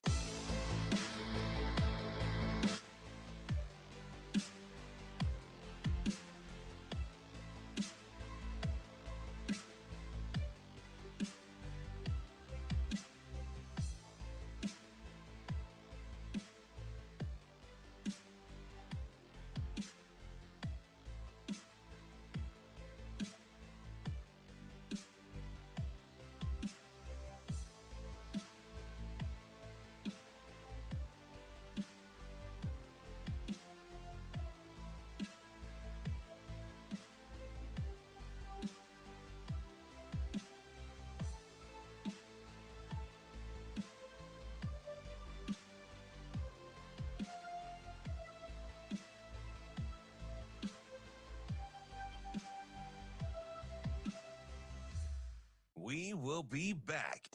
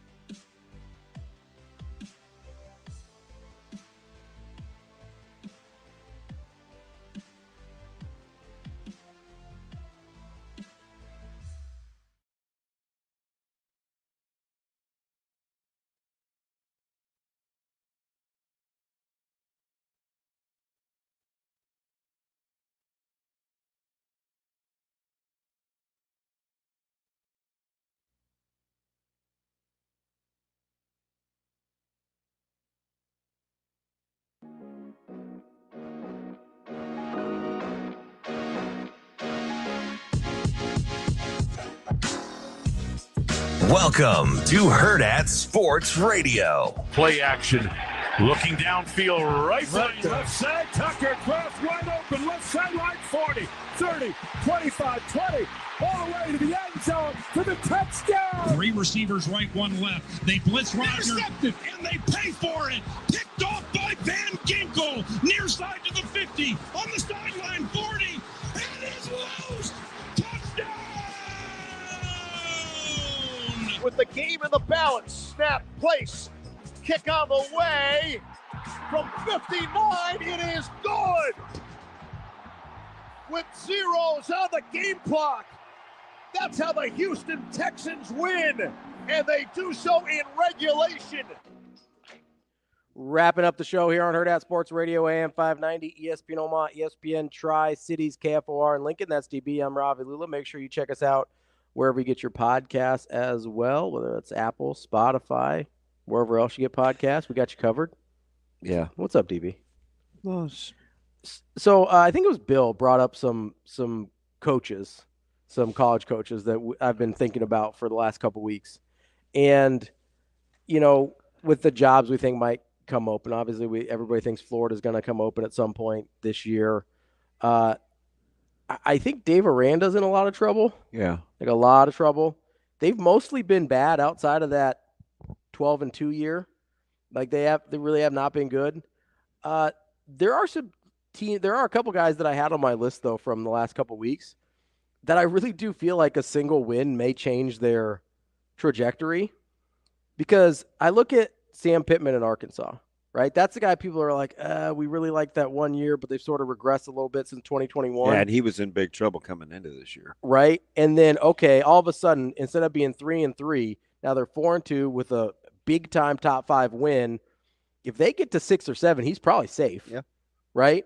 Because he got the marquee win. And then PJ Fleck's the other one. That's a guy that people are really, I guess, kind of uncomfortable with how things are going up there. I don't know how we could really think PJ's in trouble outside of PJ wanting out. Yeah. He's not going to get fired. I don't think so. And he's not going to get fired. Especially. There's no way. And I'm not trying to be disrespectful because they've been better than Nebraska, but especially kind of for who Minnesota is as a program, he's basically met expectations. Oh, he's been good. Yeah. Like they had the one. So I think the problem. Fleck isn't getting fired. I think the problem is they had that 11-win season back in 2019. And then sometimes people think like, oh, is that a thing we can do on a regular basis? It's like, no, you're probably going to be around 7 or 8 most years. But for what Minnesota is and what they're willing to put into their program in terms of resources, 7 or 8 should be the benchmark, right? Interesting how, too. I mean, I don't know. He gets a lot of grace, and he's got a huge buyout. He's a good coach. But he does want out. And he can apparently slam his headsets. Yeah, not everybody's afforded that luxury. Nope. How many times did he throw his headset in that game? I don't know, but my man. It was like 3 times in the fourth quarter alone. My man is not afraid to utter some expletives. He was not happy. Yeah, I don't worry about Minnesota's not coming open unless he wants to go somewhere. Which it seems like he does want out. You know. But I don't know. I don't know where he goes. Well, he's a good coach. No, I know, but okay, so if you're PJ Fleck at Minnesota, you probably want a job you think has a higher ceiling than Minnesota, right? Yeah. That's probably why you move. And maybe that's a little easier to consistently get to that 8-win mark. So of the jobs that we thought that could come open, 3 weeks ago we thought Notre Dame could come open. Yeah, which I thought would have been a mistake because I think Freeman's a good coach. But I like Freeman too. I don't know that it's gone as quickly as people wanted it to. I don't think that's coming open now. I kind of did worry about Narduzzi and Pitt. Yeah, I had until they got off to the start they did. They were on the list, or he was on the list, because he's been a little up and down. And of course, Florida's on the list. I kind of look at Auburn a little bit too. I know this is year 2, but Hugh Freeze is a tough hang. That would be, and he says a lot. That's the thing. Hugh Freeze is a tough hang, and if he's not winning, that's not a guy you want around. And I think he's got their NIL game right too, though. Yeah, which is a huge factor here. Yeah, but it is, and they recruited a super high level with him. I think coaches or administrations are willing, cognizant of that. Oh yeah. You know, it's kind of funny. Do we throw South Carolina into that? I think you have to. I certainly throw Virginia Tech into that. No, I would agree there too. You know, and those I think are a couple pretty good jobs. I think Virginia Tech's a good job. I think South Carolina's a hard job. Well, I'll give you a hard job that I think may come open. What's that? Purdue. Yeah. You know, I'm glad you brought up Purdue, because Purdue, I think, almost has to treat themselves not quite like the military academies do, but I think you have to hire somebody different, right? You have to hire somebody that is. I'd go get Jeff Monken. I would. Man, Jeff Monken needs a good job. That dude's so good. I love Jeff Monken. Yeah. He is, but I like him or Chadwell, right? Chadwell doesn't run a strict triple option the way some of the, and even Monken's gotten away from it a little bit. And I think if he wasn't at a military academy, he would more. But, you know, I think that's one of the things that's held him back from getting one of these bigger jobs. But like a Jamie Chadwell or Jeff Monken, you look at, okay, they run some untraditional stuff that I think could work at a place like Purdue. I think places like Purdue, especially now, without the NIL advantages, without the transfer portal advantages, I think they're going to have to start looking at guys that do things kind of untraditionally. That's why the Cignetti hire at Indiana was really smart, right? Kind of going to get an outside-the-box type guy, because these traditional, hey, Power 5 coordinator that did really well, like that's going to be really hard to win at some of these places, whether it's Purdue or Vanderbilt, some of these places that aren't going to have a lot of the built-in advantages that some of the other programs do. Well, I think Purdue's a tough job, especially. It is. It's a hard job. And they were, again, one of the 5 TVs. That game was on in studio. Mm-hmm. Debacle. And I still don't think Wisconsin's that good. Well, I don't know. I mean, I don't know what to do with them. I don't know that they're that good, though. They don't scare me. No, because they're just not. They hadn't been getting dynamic quarterback play. Now they go to Rutgers. That'll be an interesting one. It is. That's a really interesting one. Because you just saw firsthand what you think Rutgers is about. I mean, I like Rutgers, but again, it's all things being equal. Yeah. Less than a key number at home. Yeah. It's 2.5. That seems low. No. You don't think? But it's not that it's low. It's that the home team just has to kick a field goal. Yeah. That's what I don't like. Sure. Yeah. No, I get you. You know, 3.5 or 4, okay. But 2.5? You get what we got in Texans Bills last night with a 59-yard field goal at the end. Although Do you know that game was 1.5? The Bills-Texans? Yeah. Yeah. It didn't seem right at all. I think the public likes Buffalo more than you did going into that. Yeah. Like I don't like Buffalo at all. Right, but I think they see, okay, they're 3-1. They've got Josh Allen. Like, I think they look at Buffalo kind of from I would like to like Buffalo. Yeah. I'm talking about their play. Like, I like Buffalo as a right. And it's weird because they're in the AFC and I shouldn't, but I think people look at them from the macro and kind of see, okay, they were good record coming in. You got Josh Allen, you got this. I think the public kind of looks at it from a big picture view. Something is clearly wrong there. Yeah, I don't know what it is. I can't put my finger on it, but it doesn't look right. And you don't. I mean, is Josh Allen going to get a little like protocol this week? Are they going to make sure he's cool? I don't know. That didn't look good. It certainly didn't look good, and all of a sudden he's back. He's so stinking tough, though. Yeah, tough doesn't help on concussions. And I would be patient too because that division stinks. Yeah, that's the thing. I mean, that's what we were talking about at the end of last segment, right? Is being in the AFC East gives you a lot of leeway. Yeah, that is because I had no idea what the Jets were. Well, in particular, Aaron Rodgers. I mean, he just kept giving the ball to the other team with some bad ones. He looks terrible. Do you trust Minnesota? I think I do. So I trust the defense, and I'm on the hype. Listen, yeah, this is the guy that's been on the hype train. Yeah, but there's something about him where I'm like, eh. Do you know what is it? I don't know. You can't put your finger on it. Is it Darnold? I felt like they should have crushed the Jets yesterday. They should have won by more. Somehow they didn't. I'm chalking. And I guess that's okay. That's the NFL. I'm chalking it up to weird London game. Check. Done. Move on. It seemed like they were dominating that game. I agree. Like if I'm just watching that game without a scoreboard, I think Minnesota wins by 2 touchdowns. What would you have made the line tonight in the Chiefs Saints? Yeah, because and I get it. The Chiefs are a little banged up, but I probably would have gone just above the key number for the Chiefs. It's only 5.5. Yeah, it's about Really? Yeah, I don't trust the Chiefs to blow anybody out right now, or to win by 2 scores right now. I'd probably go, yeah, they win the game. They're just so shorthanded. Yeah, they're so shorthanded, and like that's just not how they've been playing this year. They're not beating people up. Saints haven't exactly looked like world beaters since Not Dallas. the last couple weeks. I think last couple weeks they've returned more to what I thought they were going to be. As the first couple weeks, I go, wait, what's happening here? This doesn't seem. None of this adds up. I don't think Derek Carr is that guy. We've known him our whole lives. I don't think that's him. Although his career would tell you it's better than you think. It's better than people think, but he's also won at basically the same kind of mediocre level his whole career. Like Shane, are you going to stand for that? He absolutely is. He doesn't like Derek Carr. I'm going to sit for it. He doesn't like you Derek Carr. You don't even have a quarterback. You'd take Derek Carr back in a heartbeat. Oh, yeah. He's a big Minshew guy. No. Well, he can go find him on the bench. That I was just telling Damon earlier I would take the Bills back up. Big Minshew guy. Dude, they're in big trouble in Las Vegas. Somebody go find Tyrod Taylor stat. Oh, the Bills are in trouble? Big trouble. The Bills are in big trouble?